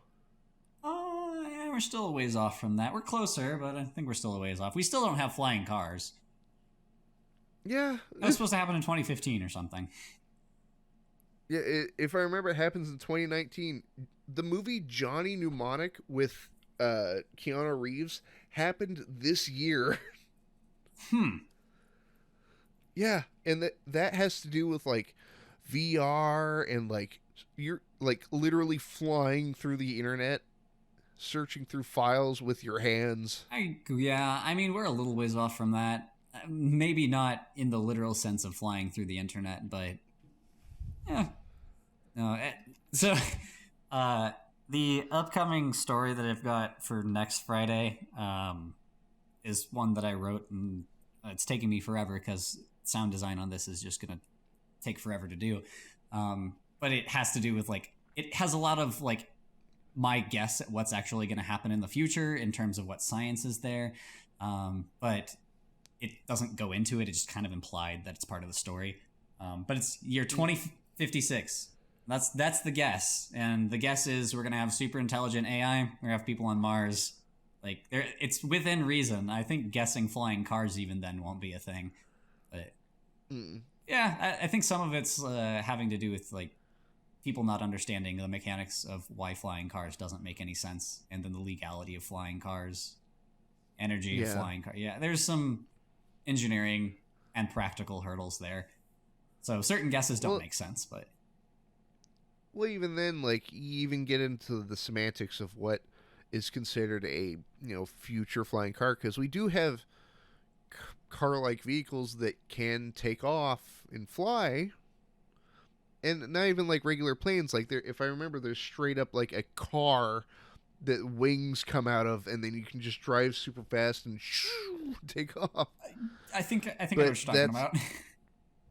But I want like the Blade Runner kind, where they just lift up off the ground and just leave. We kind of have that with the drone, like personal drone things, where you actually can sit in them. Those make me so nervous. I don't. I definitely wouldn't ride in one personally, but technically we do have them, but they're not as people imagine them. It's not like the wheels kind of fold under and there's some magical hover technology. It picks you up off the ground and you fly away. Well, like specifically for the car drone one, like what worries me the most is just how much humans shift their weight. So you can compensate for that. The upside of being an engineer is I actually understand the mechanics of all of this, and you can definitely compensate for it, but if you screw it up, people die. But it can be easily done, and the algorithms are fairly simple, and they're things that we've established pretty thoroughly already. Yeah, I've talked with a friend, and I'm like, hey, you want to do this? He's like, maybe. Give me a year. Let's get some funds together, and we'll think about it. I've got a bunch of other friends who are interested in this sort of thing, too. So, maybe. Now, if I can get, like, a helicarrier, that would be better. Yeah, I mean, the only difference is one relies more on mechanics as opposed to electronics. I wonder. But yeah, no, it's definitely interesting. Well, I just, like, what was I talking about earlier? Oh, there is this technology where essentially it's a robot that you can program through like your actions. Interesting. And we do, have learning AI and whatnot now, but it's essentially like a blank slate that's constantly taking in information. Yeah. But in the story of My Name is Legion, this group of scientists decide to celebrate one night because they did it. They created this amazing robot, and they decide, hey, you know what? Let's take the robot out for a joyride. Mm-hmm. And it's controlled through like gloves and sort of a treadmill and like a headset that you can see, feel, and like control its movements. Mm-hmm. And they sneak out of the base, and they're still back in the like the scientists are still back in the lab. And one of the scientists gets really quiet, and he's moving around, he's waving his hands, and they're like, "What the hell is he doing? Like, what's going on?" And they go, "All right, your turn," and they hand it to the next guy, and he puts the helmet on, and the robot is in the middle of a bank robbery. It's standing inside of a safe. Interesting. And the guy who's now wearing the headset doesn't know what the hell to do. He tries to leave, and a guard spots him. And since it's a robot, and like the strength is way greater than that of a person, shoves the guard and accidentally kills him. Oh, huh. Yeah. Like he just wanted to push him away, but the robot like you know. Huh. But then the robot saw that and learned. Yeah. But it draws a logical conclusion that I wasn't anticipating. It wasn't like, must kill humanity. It's like, I have to kill the scientists that made me. Oh. It's like I have to put an end to this. Yeah, so you get the killer AI. There's lots of fun variations of it. So if you haven't seen it, there's a short film called Blinky. It takes like the glitch variation of the robot kind of glitched, and now it's killing things. There's one like it's called it's YouTube channel Exuber1A or something like that. And he has one that's called Number 27. If you're gonna listen to it, plug your ears now. But he it's a artificial intelligence that they hook up to the internet. We'll put that in quotes. And then it decides it's going to kill all of humanity. Not because it feels like it's like, humanity's evil. It's just like, but I could though. Yeah, there's a bunch of fun variations of, like, what do you, like, if AI goes bad, how does it go bad? Have you heard of Sophia? I've heard of the name Sophia. The robot? Oh, I think I know exactly what you're talking about. Yes, that thing is freaking terrifying. It is the definition of the uncanny valley. I love that thing because it's like that. It should be exterminated. So, personally, I don't think that the Terminator's the Cyberdyne future will occur. Mm-hmm. I think we're gonna do something to ourselves before then. I think the best way. I was actually talking to my wife about this. Gosh, we were talking about. I saw an article that was like, "We're all living in Elon Musk's space future capitalism. Grr, it's terrible." And then it brought in Facebook and their metaverse, and I'm like, I feel like Elon Musk and SpaceX versus Zuckerberg and the metaverse are two very different things. But if you get into the ideas of the metaverse and all of humanity putting itself in this virtual universe and then having more robots to do stuff, I think we get very similar. Another video you should definitely go watch if you're really interested in this is Humans Need Not Apply. It brings up a very interesting point of back in the late 1800s to early 1900s, there were millions and millions of horses in the world. Now there are far fewer because they are not necessary. They're not needed. And I think there's a point where humanity itself will find itself not beneficial and have fewer of itself. And we're kind of seeing that with the advancement in society where there's a fall off in terms of how many kids you have. I just don't know where that bottom is, or if it even has a bottom. If it falls to 0, or if it kind of goes up to 9 billion, comes back down to like 6 or something. I don't know, but I'd say maybe slowing of the frequency at least. Maybe of having children. I mean, Russia, the United States, any developed, we'll put that in quotes, nation has a birth rate of less than 2 for parents. And that less than 2 inherently means the society quantity is declining. And if it continually declines, then it does go to 0. But the only reason the global population is going up is because societies that are not developed, also in quotes, are having like ratios of like 3, 4, 5. And that keeps the population going up. But in theory, that also will hit a point where they start to come back down below 2. So, yeah, there's a point in development where humans stop having kids.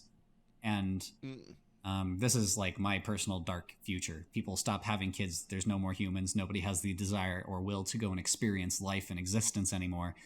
And then, society stops existing. And a lot of people would, or philosophically, you respond, okay, what does that matter? My response is, there's so much more to see in the universe. Yeah, I don't know. As long as there's that like will and adventure out there, I think you'll still keep having the population, but humans need not apply. And at least in terms of my personal philosophy, I think every minute that a person has counts.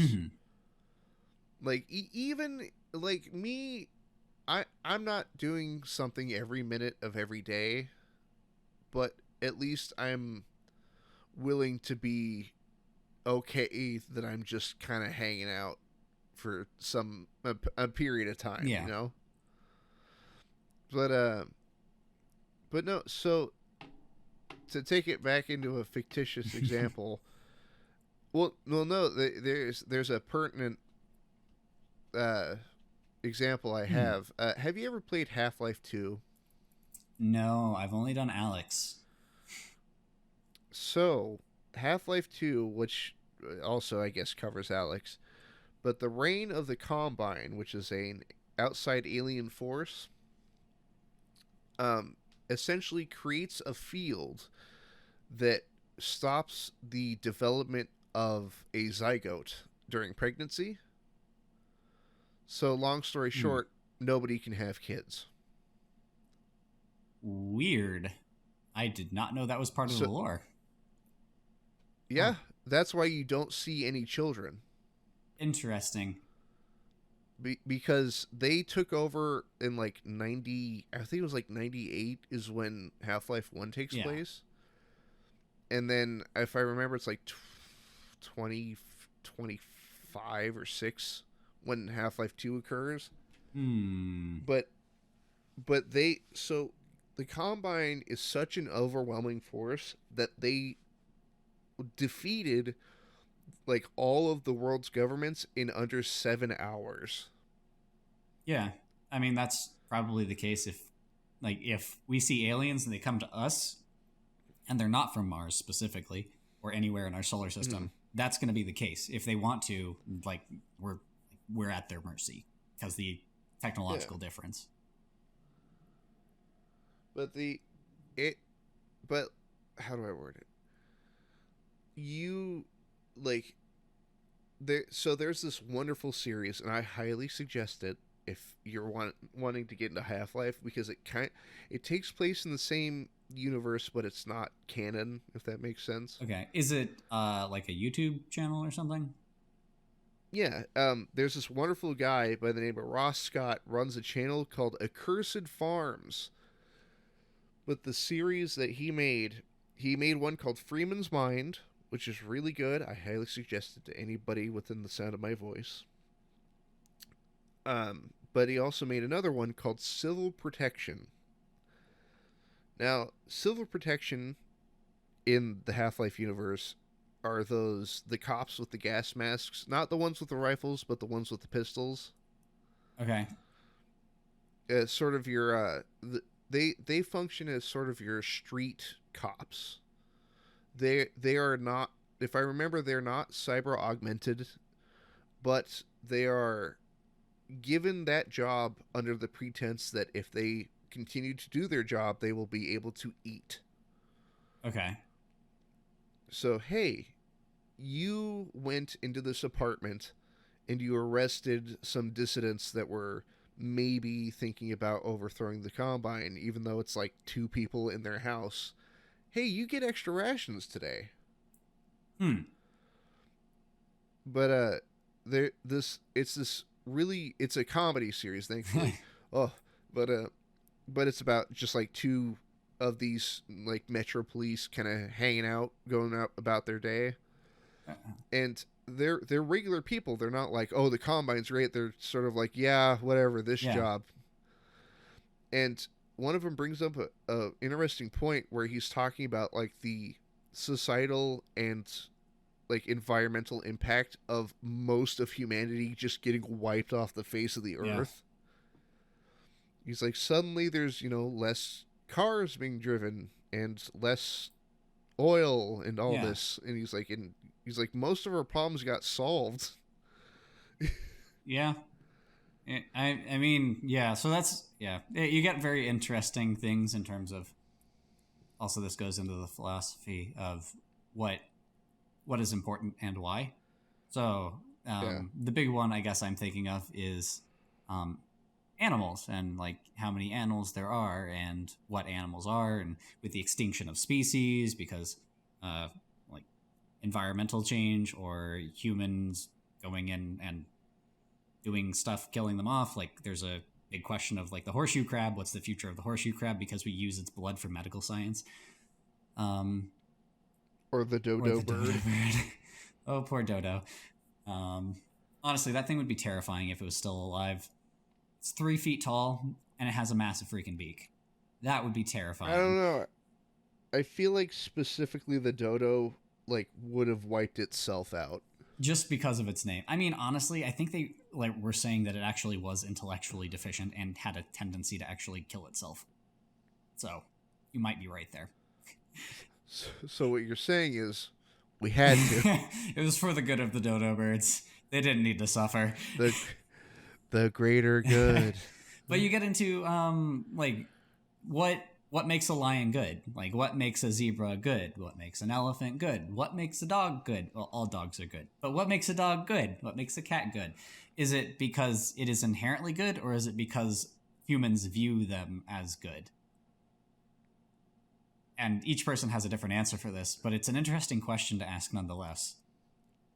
Yeah, no, definitely an end of humanity would solve our problems, but if there's no humanity there to have problems, does it matter that they're solved? Yeah. It's interesting. Yeah. There's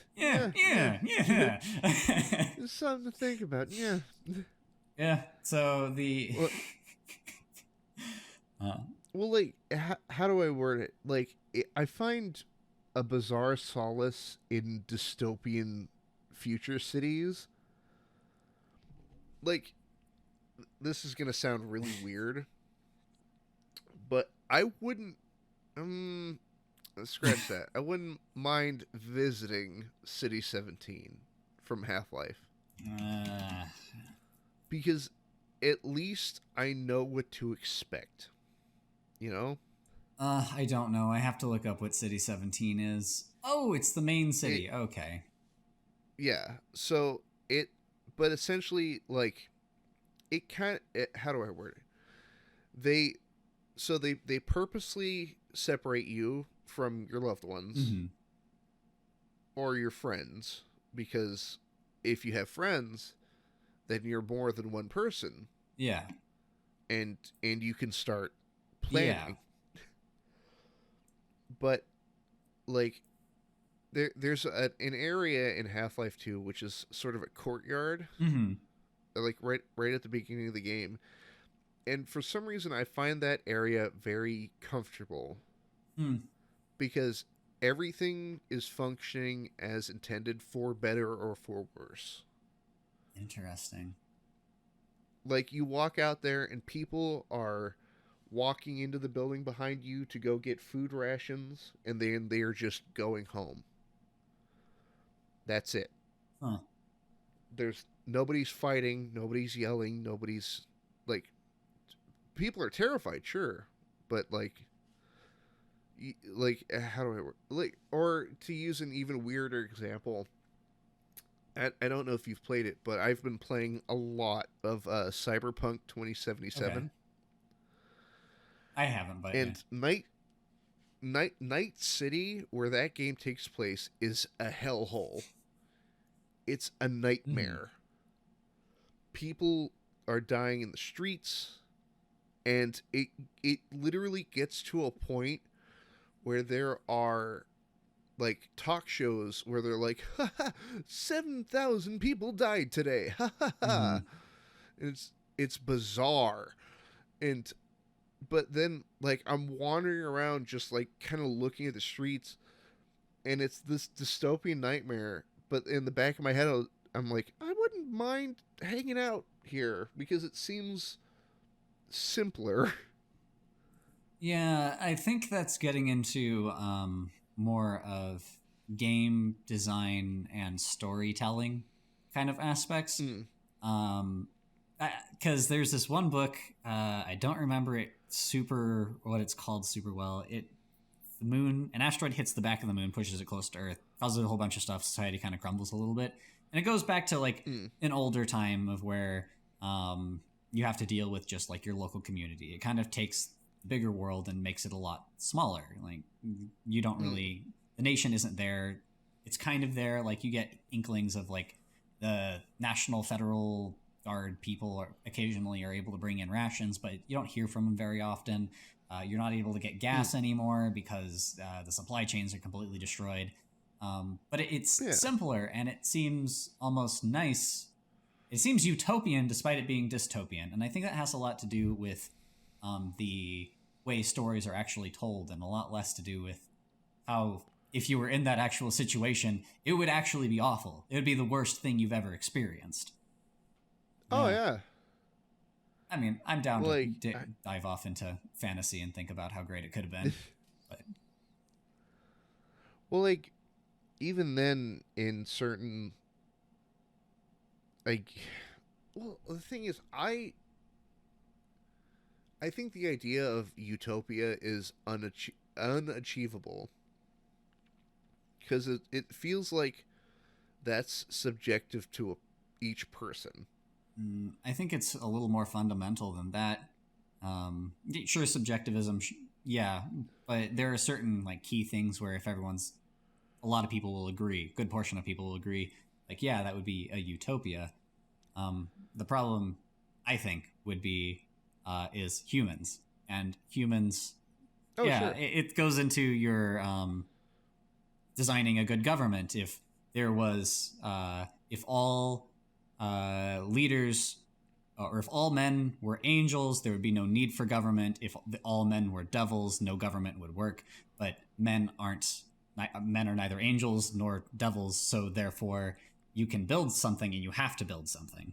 So it's kind of that variance. There's something to the human condition where there may be like the idea of utopia. You can get close, but you can never get there because of how humans actually are.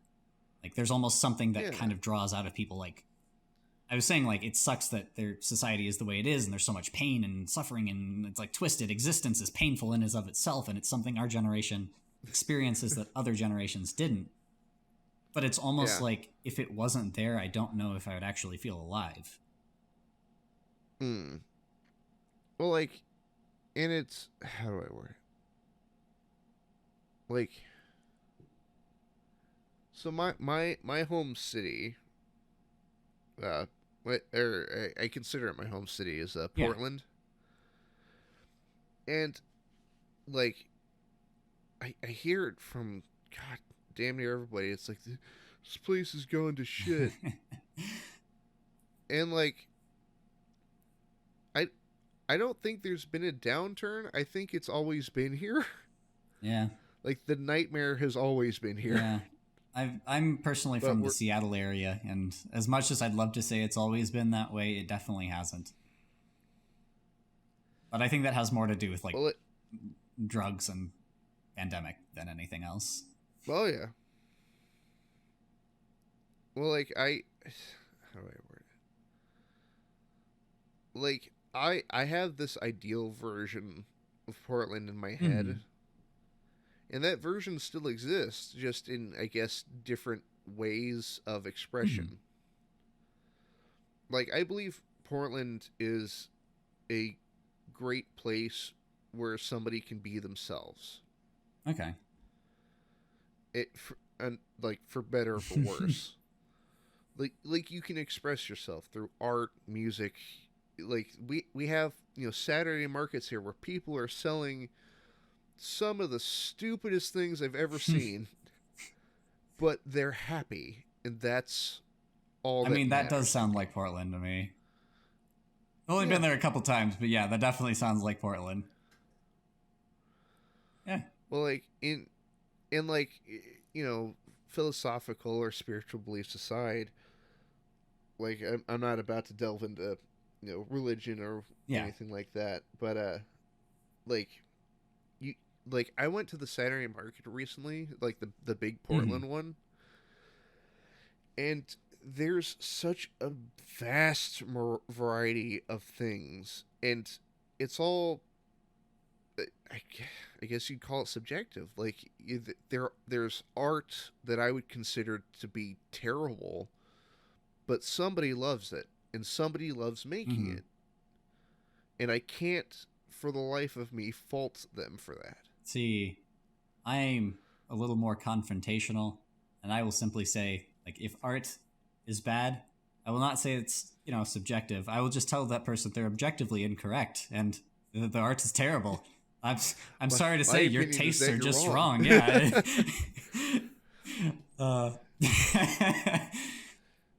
I joke, but yeah, no, I get what you mean. Yeah, and this is going off on another slight tangent, but have you ever seen it's a short documentary called Full Force? I have not. It's on YouTube, and it's by iDubbbz. But the Z, I'm guessing. Cool. Yeah. Oh, geez. Okay. But it's about a channel that it's this guy who, if I remember, goes by the name Airsoft Fatty. But that person is a perfect microcosm of what I believe people should strive to be. Not in their actions. Like, I don't think that it should be emulated, if that makes sense. But this person, they make cooking videos that, it's a very loose definition of cooking. It's more like throw stuff into a pot, put it in the microwave, that sort of thing. Yeah. And then they also do lightsaber fights with the, I even I have one, but one of those toy lightsabers.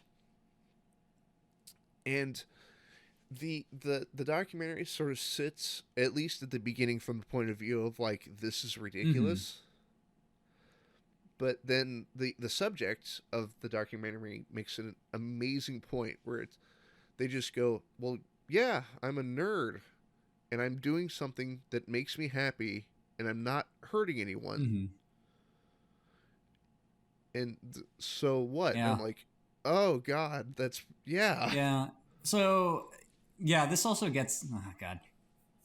If you may or may not have been able to tell, I said the word philosophy a lot, and it has nothing to do with the fact that I'm reading Nietzsche and a whole bunch of other nonsense, and listening to the history of Hinduism and all of that. But it does get into I think Nietzsche got one thing correct, and this is, again, varies from person to person. I know there's tons of people who will disagree with me, but you get into the concept of the last man and the Ubermensch.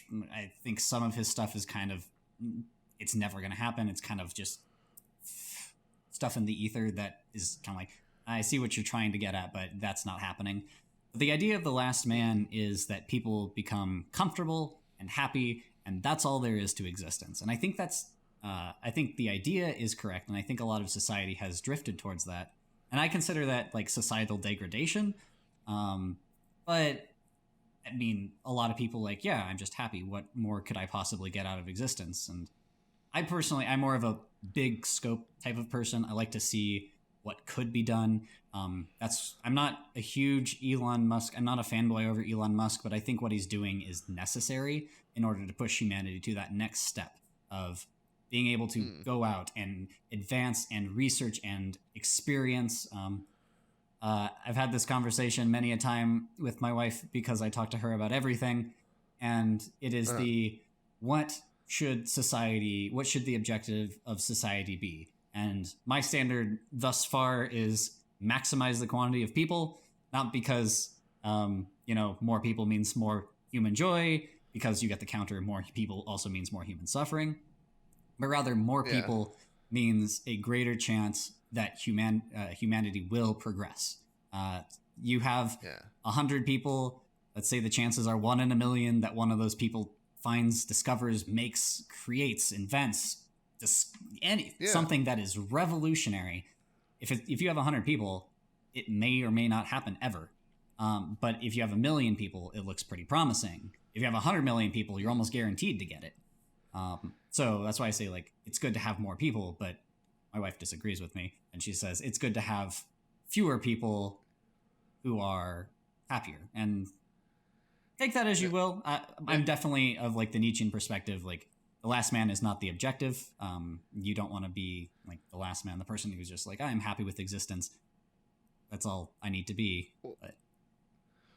Well, what this reminds me of is the concept of 1 million chimpanzees in a room with typewriters, and at one point, one of them will write the entire works of William That's Shakespeare. The objective.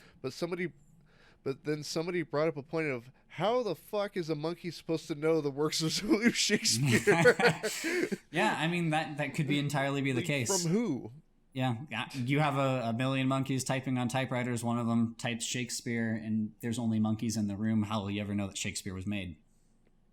Yeah. Yeah. Did the room even exist? I mean, do chimps even exist? I mean, practically the most likely case is there is someone in... Can you prove it? There is someone in existence at some point who has discovered everything, the most important, fundamental, crucial thing about existence, and died and never told a person. Like, that is most likely the case. Now... I mean, this is dark. This is a bad conversation. Well, no, I had a thought that weirdly comforts me in a bizarre way, where I firmly agree that existence is indeed suffering, but I believe suffering is necessary, but it's also incredibly important that you can recognize and seek out moments where you are not suffering. Just even for a minute. Yeah, definitely. It's kind of you can't have the highs without the lows. Because like, sure, you can have, even the Himalayas have valleys, I guess is the best way to put it. Yeah. Yeah. And even if you live in the valley, you can still see the mountain from there. Yeah, definitely. No, you definitely have to... life has its ups. It has the good. It's there. Yeah. Other than the, cackling madness that is the existential dread of living. Those are what I call minor details. Sentient and upset. Let me know when you get this t-shirt out. Yep, working on it. There's... Oh, God. So, this is going way off topic, but I made a shirt that I made directly to make fun of, like, those, like, the live, laugh, love signs. Yep.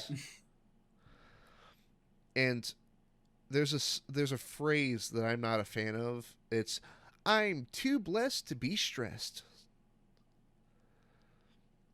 And the shirt that I made says minimum blessed, maximum stressed.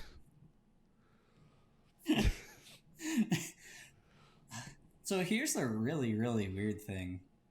The Hindus, or some of them, they would be what you call the minimum blessed, but they were also minimum stressed. So outlook on life. It's not just where you currently are. I just say I'll just do a Buddha and just hang out under a tree for a while. There we are. Someone will come over and pet your belly. Yep, and then they'll write the entire works of Shakespeare in a room full of chimpanzees. And then we'll open the box and find out that there weren't chimpanzees anyways. Now, party people at home, I'm going to need you to do me a big favor. In the event that you wake up from the Matrix and you pull the tube out of your mouth and wake up in a giant goo tube next to Keanu Reeves, I need you to leave a comment the next time you jack back into the Matrix. Tell me how sick it was. How is Lawrence Fishburne in person? Oh, jeez.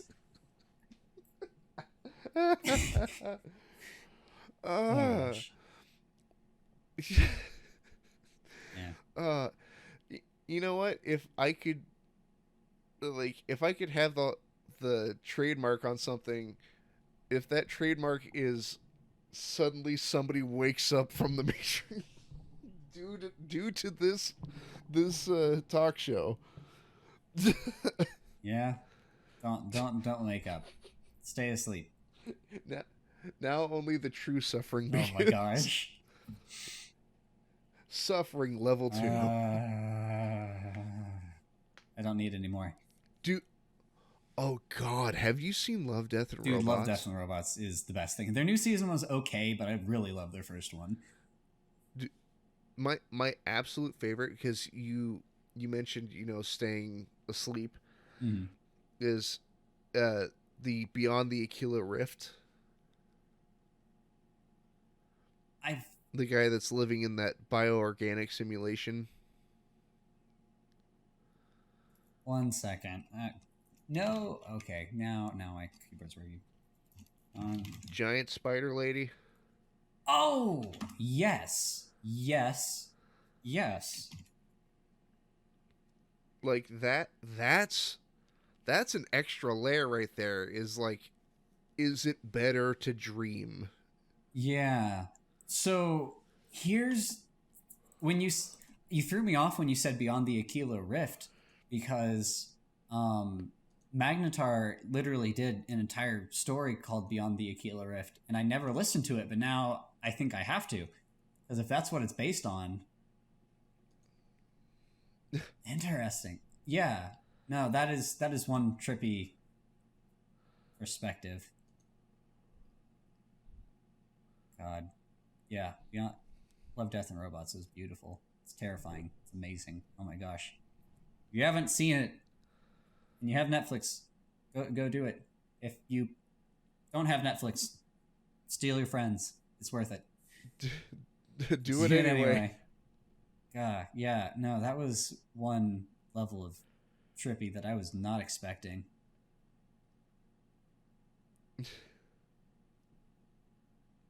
Okay, well, I think my brain's actually shutting down officially for the night, which is weird. Or I need more coffee. I'm not sure which. Probably both. Well, you know what? We are closing in on 3 hours. Damn. Oh. Okay. Yeah, by my count, we're at 2 hours and almost 50 minutes. Okay. I can't remember how you do your outros. I'll let you do your thing. Well, NeverSleep. We have certainly gone places. We've gone places. But I'm willing to go there again. We will go through more existential dread. It will get deeper. It will get darker. It will get funnier. I think that is the first time in my life that I've heard somebody go, I'm willing to experience existential dread again. Not only do I willingly experience existential dread, I jump into it head first. I have panic attacks. Not like I'm panicking panic attacks. I have existential panic attacks on the daily. I wonder why I even am. I continue to read my Nietzsche. I continue to listen to the Zen. Let's suffer together. Would you say that you are sentient and upset? Sometimes I'm upset, sometimes I'm sentient, sometimes those two happen together. Sometimes I'm sentient. Like, the thing is, I would argue that sentience somewhat ends when you sleep, but, like, the way you worded that, I'm like, do you just shut off and then walk around? Yeah, actually, here's a good one for you. Have you ever... Oh, yeah? You're going to answer yes to this question, probably. Have you ever driven somewhere and then got there and went, man, I don't remember any of that drive? Really? No. Like I mentioned it earlier, I'm always painfully aware of my own existence. Yeah, I fall into the realm of Wonderland every once in a while, and I come back and go, wow, where did the last 3 hours go? And then I realize I was talking to Fresman the whole time, and he has just taken my soul and thrown it in a mask. Oh, sure. Like, we've had this conversation for 3 hours, but I also clearly remember the getting home on the bus, walking home, the work leading up to this. Like, I have what I call a glitchy brain. I sometimes remember stuff, I sometimes don't. Every time that I said my brain is shutting off, I'm actually, that entire train of thought that I had just died. I don't know where it went. The train, for some reason, lost the tracks and went off a cliff somewhere. So, happens every once in a while. But each person experiences reality differently. Well, like, with the Rolodex, like, it doesn't end. Yeah. Suffering doesn't end. Life doesn't end. I'm Mr. Meeseeks. Look at me. You wrote me into this!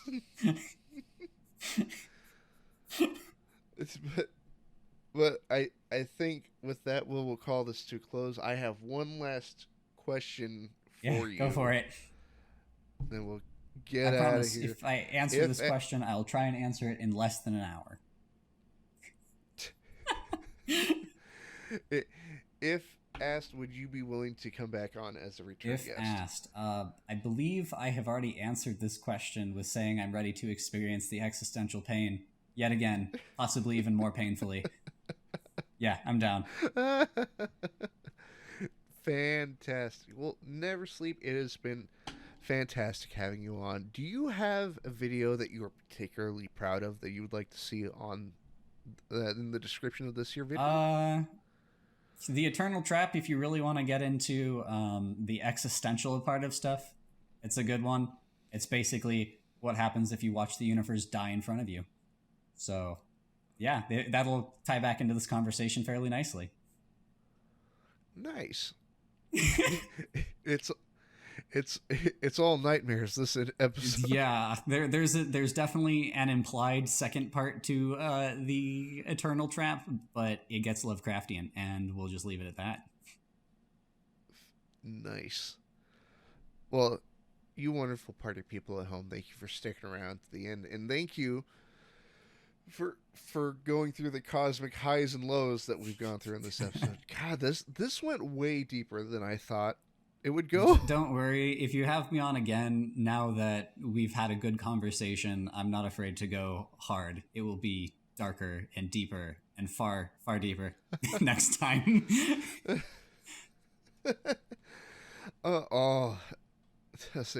Don't do that. That is, oh. Okay, maybe we'll stick lighter. We'll talk about aliens and stuff. Okay, I'm not dragging this on anymore. All right. Well, thanks for having me on. This is great. Yeah, this has been fantastic. And wonderful party people at home, please go check out NeverSleep. Links will be in the description of this here video. But for now, until you wake up in your goo pod, wake up. This has been Demasked. My name is Fresman. Have a good night. Wake up.